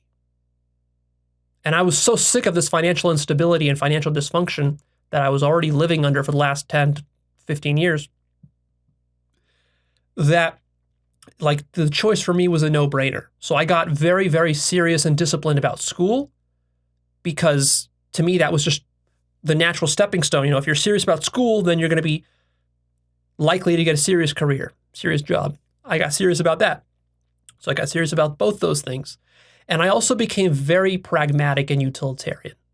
Like, I had to become very realistic about finances, about how to actually do business, how to make the business actually make money, not fanciful ideas about this or that, working out, maybe something will work, maybe something won't work. It's like, no, it has to fucking work, right? Like, very, very pragmatic. And a lot of my success I attribute to that. But also, it was in a certain sense psychologically dysfunctional, because I sacrificed a lot. I basically sacrificed my entire social life. My dating life was non-existent. My sexual life was non-existent. I sacrificed virtually everything for education and for my career and my life purpose. And I sort of was in that, I was sort of forced into that situation. Now, of course, I could have made other choices. I'm not saying that was the only way it could have gone. But those were the choices I made, and I made them because they made a lot of sense, because I knew the pain and suffering that would happen if I didn't do that. If I was like all the other kids in high school who were just dicking around, weren't taking academics seriously, and then all the kids in college who were also dicking around, going, drinking and going to parties and this sort of stuff and having sex and doing stupid dating relationships that fizzled out and led to nowhere. If they were doing all this dumb stuff, they weren't really building their career. They weren't thinking about their life purpose. To me, it was like this was the stupidest thing I could have done, because then I would have been in this deep financial instability for decades in my life, and I didn't want that. I wanted that part of my life just handled. I didn't want to think about money ever again. And that's what I achieved. Now, I still think about money, but I don't really need to. It's actually dysfunctional. It's dysfunctional for me at this point to think about money because I don't really need to. But I still do it because it's just a habit that I developed, that I had to develop to get to the point where I'm at today. If I didn't develop it, I wouldn't be here talking to you. There would be no Actualized.org. There would be none of these teachings. These teachings are only possible because of the financial independence that I was able to develop through the sort of overly disciplined, paranoid, quasi-dysfunctional survival strategy that I developed when I was in my late teens and early 20s for business and for career and for life purpose. So here we are. So again, there's trade-offs. There's good and bad to it. Most of your life choices will have trade-offs like this. Another thing I noticed about my early survival strategies is that I sort of, as I was getting into academic achievement, I sort of started getting a lot of my love from the approval that I got from parents and educators, teachers, for being really good with academics. And so I fell into this trap of doing things for the grades to get good grades, just to get the approval that generated. Now, in a certain sense, this actually helped me because it made me really good at academics. It made me smart. It made me more educated than most of the other kids. And this has paid huge dividends. Education pays dividends for the rest of your life. So in a certain sense, that was great. But it was also dysfunctional in a sense, is that I noticed that later when I even, finished school and all that my motivations were not fully intrinsic, but extrinsic in the sense that I would do something for the accolades or for the approval that I would get from the customers or from my family or from friends or from just external sources. And I started to realize that there's something dysfunctional about that. My motivation needs to be more internal, and my sense of love and approval needs to be more coming from my own self rather than from outside, because that was a sort of a dependency that I didn't want, and it wasn't healthy. And so I did things to sort of rewire my mind and my psyche to remove that approval. So nowadays I get a lot less of my approval from like you, from the customers, from the from third parties, from the comment sections. Like I actually sort of play a little game with myself. Like I read a lot of the comments. I've read thousands of comments. So whenever somebody gives me a positive comment in the comment section, like, oh, Leo is great or something, or Leo is a genius or whatever, like I could read that and I could take pride. And it's like, oh yeah, Leo's a genius. I could read it that way, or I could read it like this. And this is how I tend to read it nowadays, is like, that's nice that this person left this comment, but I don't want that to actually change how I feel about myself. Because if that comment makes me feel good, then I'm going to want the next comment to also make me feel good, and the next one, and the next one. And then my sense of identity and my sense of positive feeling is going to be about whether people call me a genius or call me good or call my work important or whatever. And I don't want that. So I want to sever that connection. So in a certain sense, it kind of makes me ungrateful towards a lot of the positive comments you guys leave me. I am grateful on some level, and I understand why you leave the comments and all that. But also from my point of view, you have to understand that it's actually unhealthy for me to get all these positive comments. Because it's certainly, when you read thousands of positive comments about yourself, it certainly grows your ego. And it doesn't really lead to true happiness. So my happiness in life can't be predicated upon the comments that anybody leaves me, even if they're deserved. And of course, there's plenty of negative ones as well that I read. So these are just a few examples from my own life that maybe help you to see.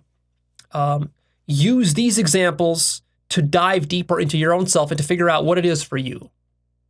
That's why I'm sharing these examples with you. So I want to clarify here. Who you are as an ego mind, as a psyche, is, of course, the survival challenges we've been talking about. It is cultural programming also. We've talked about that elsewhere. But also it's genetics. Genetics plays a pretty big role. So I don't want to dismiss that. It's not merely that if we place two people into the same survival situations, they're going to grow up the same. No, they're going to have different genetics. If we place you and me into the same survival situations, we're still going to probably come out pretty different because I have a different genetics than you. Don't underestimate the significance of genetics. But the thing with genetics is you can't really change that. You got whatever cards you were dealt genetically. So you got to deal with that. It's not really a variable you can change very much, as long as you got your diet in place and so forth. And there's certain epigenetic components, but mostly your genetics are what they are. So you just got to deal with it, accept it. And then what you can change, though, is looking at these survival challenges, how you survive. That's why we're talking about them so much. So the next point is that, consider this: psychopaths, sociopaths, criminals, narcissists, multiple personality disorders, schizophrenics, alcoholics. What do all these people have in common? Just all these disorders, if we want to call them that. All of these are the result of survival situations. people are these things because that's how they survived. These are coping mechanisms. Much of your core identity was created around the avoidance of deep suffering. So your psyche erected armor and defense mechanisms against the suffering. So really, what shaped you the most are two things. Two things. The sources of deep suffering in your life, deepest suffering during the first 20 years of your life, and the sources of the deepest love in your life. So whatever those were. And those could have been the same sources. Like it could have, the deepest source of suffering and love in your life could have been your mother or your father. Or maybe your father was the deepest source of suffering and your mother was the deepest source of love, or vice versa. And of course, the closer someone is to you, especially in your, closest family members, they were probably some of the biggest sources of your deepest suffering and love. So really hone in on that, contemplate that deeply, and figure out what those were, because that will sort of unravel this whole situation for you, lay it bare, clarify a lot of things for you. And then see, the sources of the deepest suffering, they create insecurity and fear and senses of inadequacy and coping mechanisms to avoid that at all costs. A lot of times, your coping mechanism is dysfunctional, and it's obviously dysfunctional. You might even know it's dysfunctional, but in your mind, the way it's rationalized, the logic of your mind is that, well, yes, it's dysfunctional and it creates suffering, but not as much suffering as I would have gotten if I hadn't created it. And therefore, that rationalizes it and it stays in its place. Because you fear that if you let go of this coping mechanism, this armor, then sure, yeah, it ruins your life a bit and it causes suffering and dysfunction. But in the back of your mind, you know how much suffering would happen if you didn't have that armor, and you're afraid of that, of feeling that suffering again because you felt it once or twice and you had enough. So you would rather hold that armor up for the rest of your life than to risk the possibility of letting it down and getting a little bit of that suffering. So it takes courage to take your armor down. And also what you have to understand is that there are different kinds of armor. So you can let this armor down, you can find a better piece of armor. So you don't have to completely open yourself up to deep suffering. I'm not saying that that's the solution here, although that's the ultimate solution. But before you get to that ultimate solution, you can upgrade your armor. And you could find healthier coping mechanisms, healthier survival strategies. So it's sort of a carrot and stick model. This was the stick, and then you got the carrot. The carrot is the love, and then this can also, though, lead to dysfunction. Because like I was giving you that example with the approval from my teachers on my grades, and then how that led to me seeking approval through comments and other praise for my work and so forth. That's the carrot. That's the love. So you have to be careful about where you try to get love from, because you can try to get it from very dysfunctional places, from authority figures, from external sources. Ideally, you want to be able to feed yourself your own carrots. So really, you want to become self-reliant and give yourself the love that you are and that you want and that you need and that you feel you deserve. Because really, the only one who can love you sufficiently is your own self. But a lot of times we don't realize that, the most obvious thing. And we somehow think that, well, it's not true love unless it's coming from somebody else. Well, that in of itself already sets you up into a very dysfunctional, problematic situation that will never be resolved. And so watch out. Where are you getting your love from? Are you used to getting it from your parents, from your coworkers, from your boss, from authority figures, from your lovers or sexual partners, from your work? All of that is going to limit you and not allow you to develop to the highest levels that you can. So take that into account. You want to replace the ways in which you get love. You want to replace the partial ways that you have developed for more holistic, expansive ways, which are not as partial and not as contingent. Right? You see, like, if for you to feel love, you need your sexual partner to tell you how much he loves you in the morning, every morning. And unless he says that, you don't feel love. Do you see how you have made yourself a slave to that person? Why set up that contingency? Why not tell yourself that you love yourself every morning? Then you don't need this guy.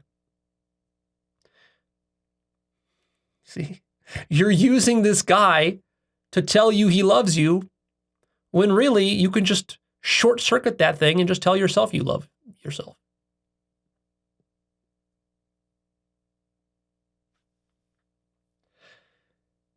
Now you're saying, oh, Leo, but that's cheating. That's not real love. It is real love, but you guys, it's even deeper. Your love for your own self, believe me, will be 100 times deeper if you do this work than any man's love for you. But it's going to take some serious personal development work and spiritual development work to reach that point of true self-love. See my episode called Self-Love. And I have other episodes about love. What is love? Part 1, Part 2. I've talked about love quite a bit and will continue to do so. So yeah, but right now you don't know how to love yourself. That might take you 5-10 years to develop that. And until you develop it, you're going to be using this man in your life as a crutch. And maybe you stay with this man even though he's not right for you because he does give you at least a little bit of the love that you can't give yourself. And so this just perpetuates a dysfunctional survival strategy. See? So the bottom line is that you are confusing your survival patterns and strategies with who you are. You've become attached to them because you formed an identity out of them. You have, in other words, become your survival.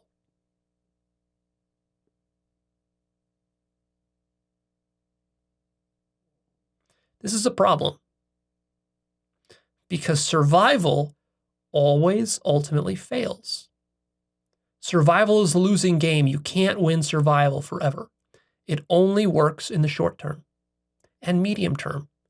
But in the long term, as they say, we're all dead.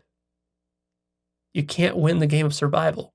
So if you identify with your survival, and that's all you think life is, and that's all you think you are, is this thing that needs to survive, you've set up yourself to lose the game. And you better believe that's a deep existential problem. Now, of course, you avoid it because you don't think about your death very much. But you can't avoid thinking about your death forever. You're going to have to face it at some point. And when you do, it's going to be very painful. So you might as well start to think about that earlier rather than later, because there are things you can do to transcend survival.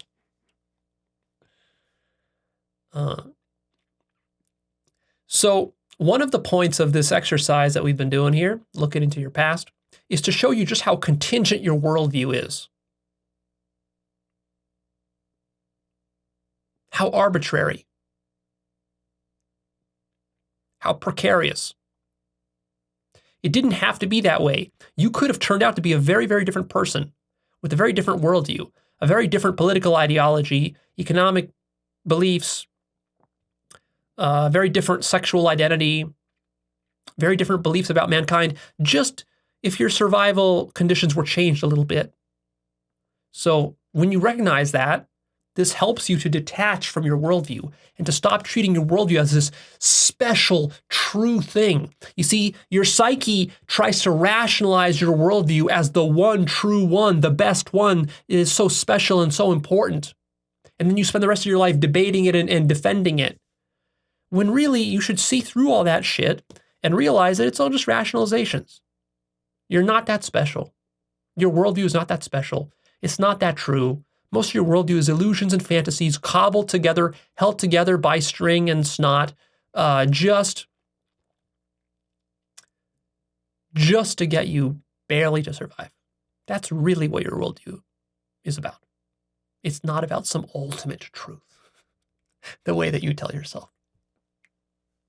And it's not who you really are, and it's not how reality actually is.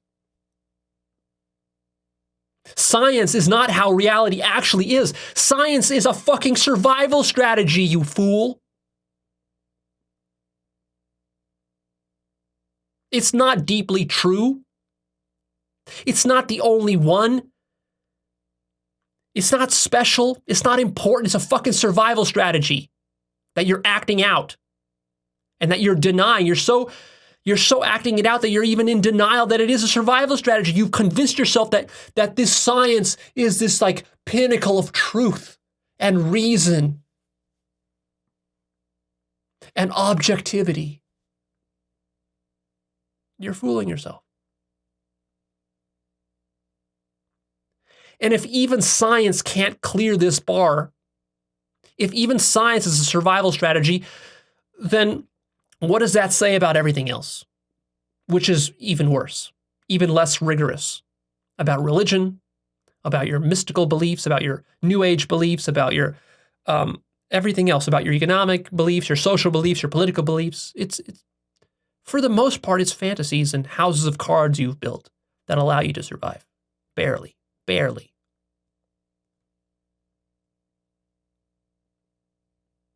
You are acting out deep survival patterns, which are deeply unconscious within you without realizing that you're doing so. And you're justifying them as important, true, and real, which they aren't. They're a fantasy.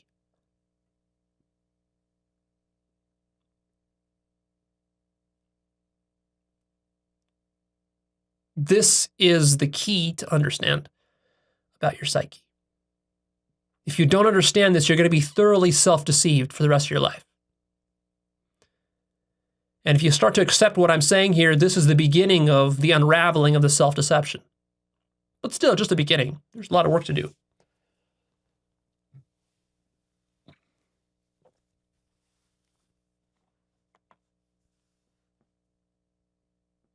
You're still acting out many of these patterns.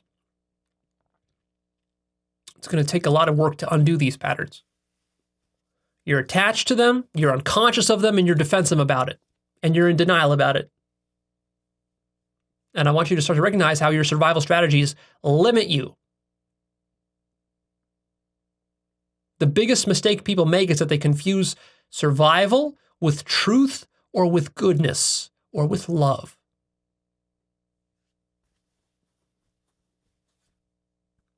Survival is a thing holding you back from truth, goodness, and love. Survival is the inferior, crippled, dysfunctional manner that you have cobbled together to get a little tiny sliver of truth, goodness, and love into your life.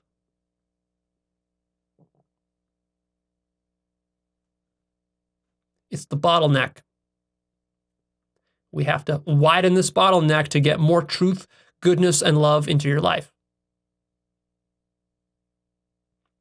And this is the process of widening the bottleneck that we're doing here.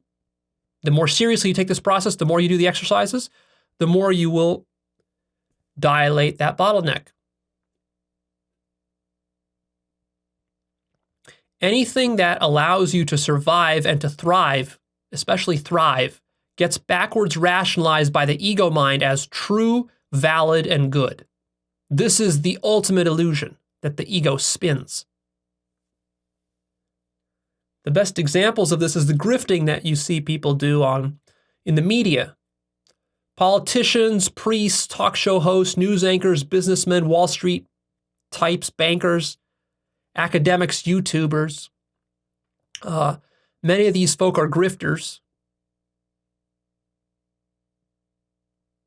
But the grift is so good, the grift is so deep, They don't recognize that they're grifters.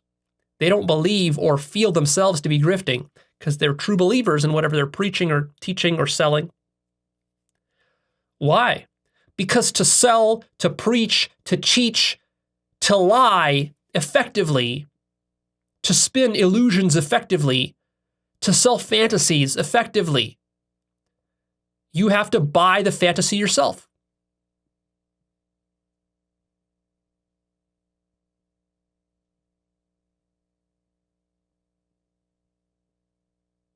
Otherwise, there's too much cognitive dissonance within you.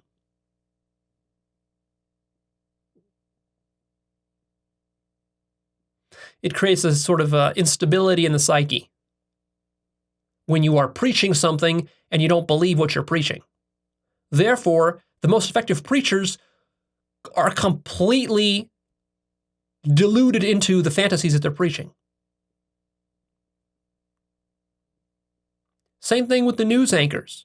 The news anchors who are delivering the news to you, they can only do that effectively, consistently, for long periods of time if they are fully bought into the worldview from which they're delivering the news. And the people who are running businesses, these giant multi-billion-dollar businesses that require enormous investments of time, money, energy, and all that, the only way these businesses can be run is if the managers and leaders who run these businesses have fooled themselves into thinking that these businesses are doing something good for the world.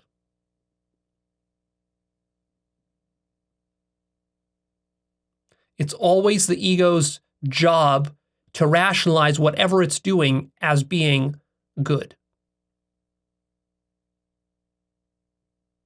Your mind is doing this every day.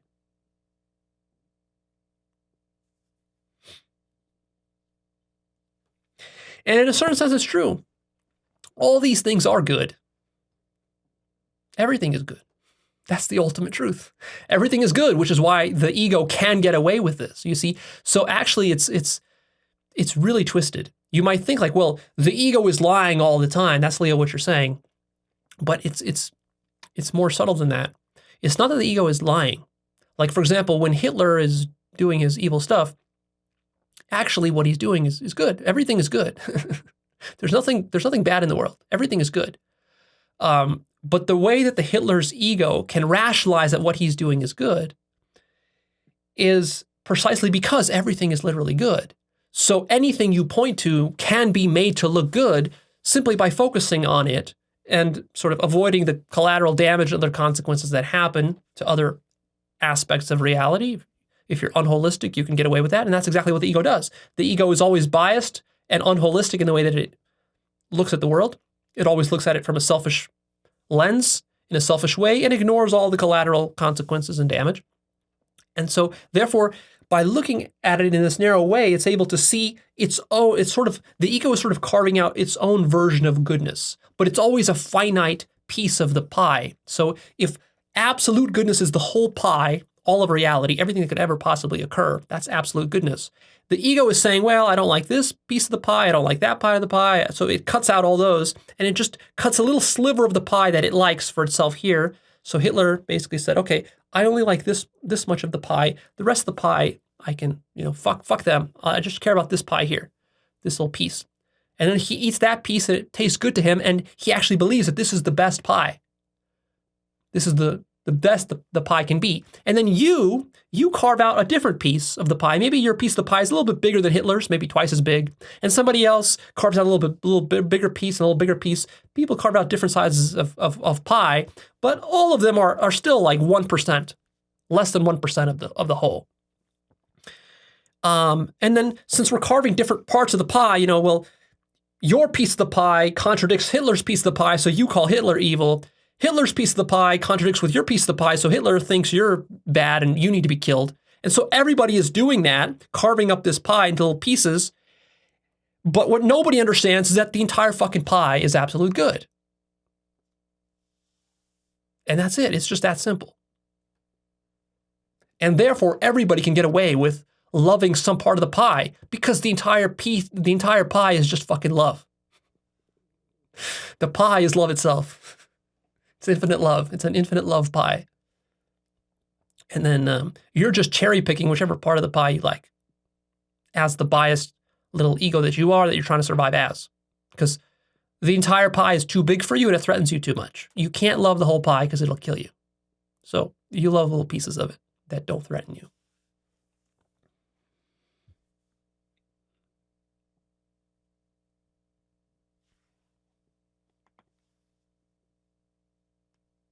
So here are some key questions. How are your top fears and insecurities shaped by your early survival challenges? How did your early survival challenges shape your values? What strategies did you invent to get love? In what ways are you still overcompensating? What are some outdated survival patterns, armor, and defense mechanisms you still act out today? How have they served you well in the past? That's important to acknowledge and become conscious of, because they did serve you well at some point in the past. Otherwise, you wouldn't have adopted them. And how are they limiting you today? Now they've probably outrun their usefulness, and you can find better ones. And what would it look like if you let them go? What are you afraid would happen if you let them go? That's a very good question to contemplate. So I want to underscore that you should have compassion for your early survival situations. You didn't have much of a choice about them. You were thrown into them from a position of total ignorance. You had no idea how to cope with them, and you just did the best you could. And so there's no need to feel shame or guilt about it. You did the best you could. But you can do better now with more knowledge, more experience, more consciousness, higher teachings that you didn't have. See, if somebody sat down and taught you what I just taught you in the last 2 hours, when you were 6 years old, you could have avoided a lot of these problems. But nobody did. And part of the reason is that when you were 6 years old, you couldn't even understand the things I'm talking about, nor would you be interested in them. Because you're a fucking child. All you care about is candy and video games. It's hard to even get you to eat healthy food, let alone to watch something like this and to understand it and then to follow it for the rest of your life. It's hard to even get an adult to do this, let alone a 6-year-old child. But still, some young children are watching, and this will change their whole lives.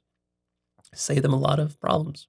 And it's easier to do this younger than it is older, right? Like some of you who are watching who are like in their teenage years, some of you guys watch me, you're like 16 years old, 18 years old. So I've even read comments of like 12-year-olds watching some of this content. You've discovered like the secret to life here. If you only watch this stuff and then you don't turn into a dogma, but you actually practice it the way I talk about all the time and warn you not to turn into a dogma. You actually practice it. You don't just listen, but practice. And you apply it for the rest of your life will, like, you will be orders of magnitude more developed than any of your peers, and your life will go so much better. So don't take this for granted. But also, as you have compassion for your own early situation, have compassion for the early situations of others who probably had it worse than you. They also had little choice about it. Hitler had very little choice about his early situation. Like, I mean, I don't remember exactly, but I believe he was drafted. He was probably drafted into World War I. I don't know. If he was like, when you're drafted into war, you have very little choice about that.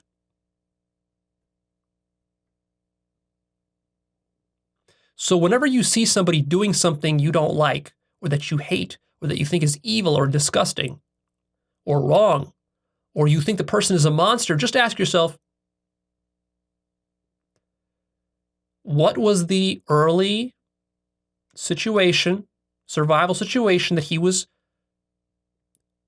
cornered into, where he was forced to learn these bad habits, these dysfunctional survival strategies, and remind yourself he had virtually no choice about it.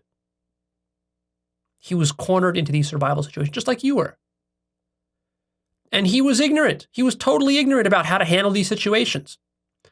So he might have made some bad choices, just like you probably did in your life too, which you probably regret and you would undo with the benefit of wisdom. But wise teachings are pretty rare.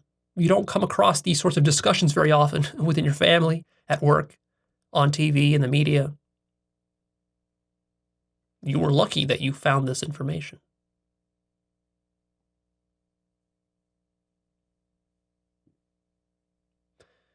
So can you see why people's worldviews are so different?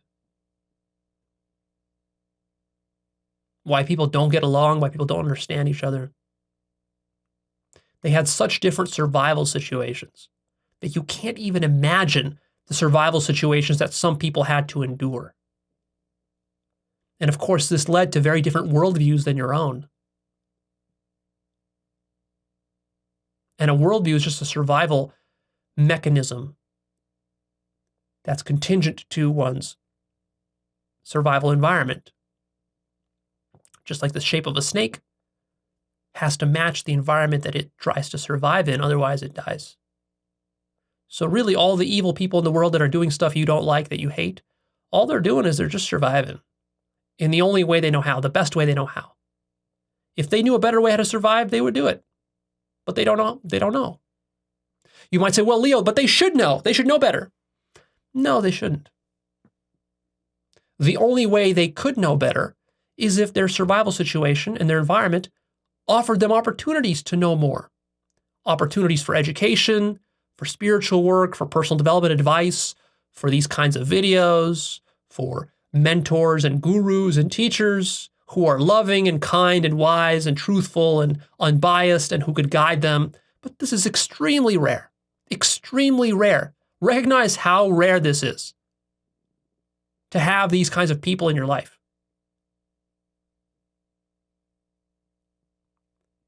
It's much more common to have mentors and teachers and adults who abuse you, exploit you, manipulate you, control you, mislead you, feed you fantasies, brainwash you,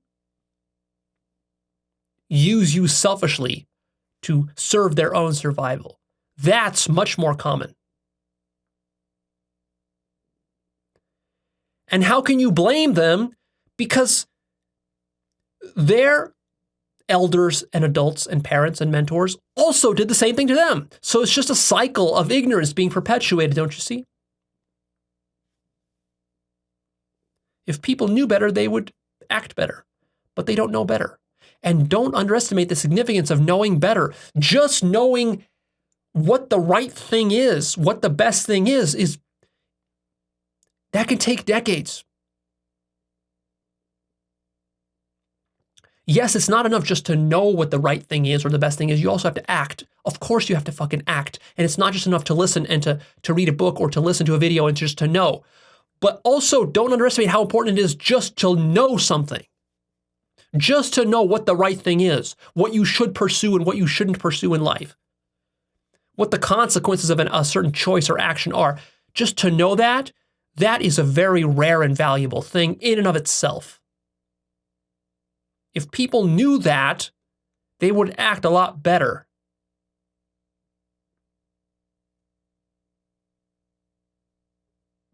There are a lot of obstacles to knowing that. Because the way your psyche is shaped is that all those defense mechanisms, they become epistemological such that it even locks your mind off from knowing these things. That's how bad the situation is. When a person is deeply stuck in their survival patterns, you can't even get through to them. Their mind is not open enough even to hear a communication such as this one. They can't hear it. They would have clicked the off button 2 hours ago. And even more to the point, they wouldn't have even clicked on this video. They wouldn't have even begun listening to it. That's how badly brainwashed they are. That's how badly their perception of reality is distorted by their survival coping mechanisms.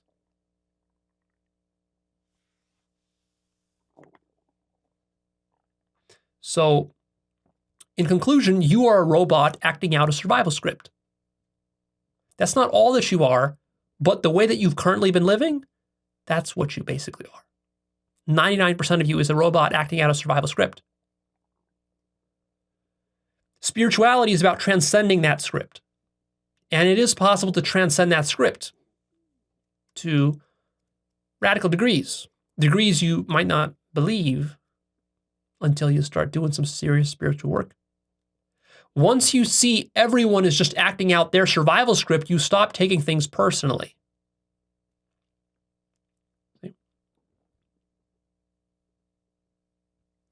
All the ways you struggled to survive as a kid left karma, patterns, scars, wounds, and insecurities and samskaras in your psyche, and now you're left coping with those scars. Spirituality is about purifying and healing those scars, and development is about finding more nuanced and functional ways of surviving. So we're really talking about two things here. We're talking about transcending survival altogether and finding aspects of life that are beyond survival. That's spiritual work. And development work is as important or even more important than the spiritual work. It's not about transcending survival. It's about finding better, more functional, healthier survival strategies. Because you still have to survive even if you're spiritual. If you want to live. If you don't want to live, then you don't have to develop survival strategies. Also, I want you to notice that every generation faces new survival challenges and develops unique coping mechanisms with unique blind spots and limits and trade-offs. So the boomer generation, which is popular to meme these days, the okay boomer generation developed certain coping strategies and blind spots, and we're living with those today. Many of our politicians are, their minds are sclerotic with these blind spots, and they're holding society back. But don't think that, it's all the boomers' fault. Every generation will have its own form of this sort of mental sclerosis, especially as it gets older and the previous generation dies. So, Gen X will have its own coping mechanisms and blind spots. Millennials, which is my generation, we have our own coping mechanisms and blind spots. And Zoomers, those of you who are younger than me, you will have your own. They just haven't become apparent yet. So it's a never-ending cycle of growth into more consciousness and love and various limitations and biases and resistance that holds us back from doing that, individually and collectively. Notice how most people around you are surviving reactively, not consciously. They're just scraping together barely some kind of survival strategy. They're doing it from a position of weakness and reactivity, not proactively, consciously, deliberately planning out how they're going to survive. Not deliberately comparing different survival strategies, swapping them out, trying different things, experimenting, trying to improve them, upgrade them. Almost nobody is doing that. So the key distinction here is between opportunistic reactive survival and conscious survival. I'm trying to teach you conscious survival. And then beyond that, how to transcend survival altogether. So I invite you to shift to conscious survival.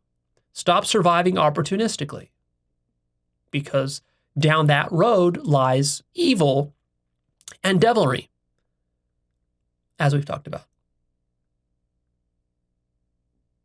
Don't just do what's convenient and easiest and the path of least resistance and what's most lucrative and what gives you the most short-term pleasure. Follow a higher purpose. Live life for a higher purpose. You will be rewarded for it. There are trade-offs. It's harder at first. It's an investment. It's a long-term investment. You make a long-term investment and then it pays dividends for the rest of your life. That's the idea. Are you going to be a wise investor in your own life? Can you think of a better thing to invest into than your own life? What else do you have? If you don't want to invest in your own life, then what are you doing? All right, that's it. Hopefully this gets you a little bit of a better appreciation for the depth and importance of survival. I can't stress this enough.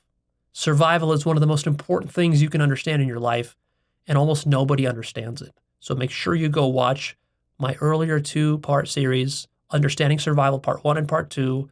Combine it with this. You could think of this as Part 3 in a certain sense. And this gets you a very, very nice foundation. And then this is not enough. Now you got to do some of the work. And I'll probably come up with new episodes in the future about survival because there's just so much that could be said about it. There's so many interesting facets to it. I mean, it's basically what all of mankind is up to. Everybody in your life, everybody around you, they're busy running around doing what? Surviving in different ways. And survival is so diverse. There's so many different ways you can do it. It can be so functional, but it can also be so dysfunctional. And that range is enormous. And so spending time studying that is one of the most useful and practical things that you can do in your life. All right, that's it. I'm done here. Please click that like button for me. Don't forget. And come check out Actualized.org. That's my website. On the website, you will find some valuable and powerful resources that you can't get anywhere else. For example, my book reviews. Over 200 of the best books that I've read. I review them all in audio format. Go check that out. Reading those books gives you the foundation you need to understand my work. If you wonder sometimes, like, well, where does Leo get some of these ideas? And it seems like he's just pulling stuff out of his ass and he's just, he's telling me things that nobody else has corroborated. No. Most of the things I tell you, I don't just make it up. It's corroborated by hundreds of books. Just you got to read them. Takes time. Takes work. And I got a lot of unique and rare books on my book list that you won't find elsewhere. So check that out. The Life Purpose Course. I get so many positive reviews and testimonials for the Life Purpose Course. I should really just make a video at some point that's going to be an hour long just of testimonials that I get from people thanking me for the Life Purpose Course and how it's transformed the trajectory of their life and their sense of direction in their life. Over 25 hours of figuring out what your top values are and how to build a career around your deepest passion in life. It's a very practical course. It's not just theory and philosophy. It's telling you the process I use to do it for myself and how you can do it for yourself. Also, my blog. I post a lot of exclusive stuff on my blog. I put a lot of time and attention into my blog, really more than it deserves. So if you're not following along on my blog, you're missing out on some of my best content. Make sure you watch that. Stay tuned. I update it weekly. I make new announcements that's there and so forth that you won't find on YouTube. Come join the forum, the Actualized Forum, where you can ask questions and get a sense of community to help you along this lonely self-actualization journey. If you'd like to support me on Patreon, you can at patreon.com/actualized. I appreciate the financial support, the donations. That helps me to stay financially independent and to fund new projects in the future. I have various kinds of ideas for stuff I want to fund. Maybe new sorts of videos, maybe some advertising campaigns. I still, because of health issues, I've been sort of delaying on that. But I'm not wasting those donations. I'm going to be putting them to good use in the future. And new announcement, Actualized Clips is launching a new channel that features short 5-10 minute clips of my long ass videos. So if you don't have time to watch all of these, I have an editor who's cherry picking the best parts of all my videos, and he's going to be uploading those to the Actualized Clips channel. It should be live now, or it will be live in the next few days, and those will be posted. New clips will be posted on a daily basis, probably even multiple clips per day. We've basically got like over 1,000 clips to prepare and to post. It's a long-term project that will take a couple of years to come to full fruition, but we'll start pumping out those clips now. So subscribe to that channel as well if you want the sort of juiciest cherry-picked bits. And the last thing I'll tell you to wrap all this up is, since we've been talking about survival, the majority of you listening to me, what you're missing is survival. Handle your survival. Get good at mastering survival. Don't get too far ahead of your skis with the spiritual stuff. I talk a lot about the philosophical, the metaphysical, the spiritual, because you have to understand that from my point of view, I've sort of reached a very advanced level in human development. Not to brag or anything, but it just is the case that, like, literally I'm losing interest in most things in life that are just survival. I don't really care about money so much. I don't really care about raising a family. I don't care about doing more business and launching a bunch of businesses. Like, what really interests me is what's beyond survival. But I know that there are a few people who are at that level. So part of my job is not only to teach what's beyond survival and how to get there, but to help you to reach the point where you can even care about what's beyond survival. And I know you can't care about those things unless I help you with the basics of survival. So you have to understand that I didn't just jump into spirituality at the beginning of my life. I spent like the first 15 or 20 years of my life really getting a solid handle on survival. And I still haven't fully done that. I'm still learning things in that area.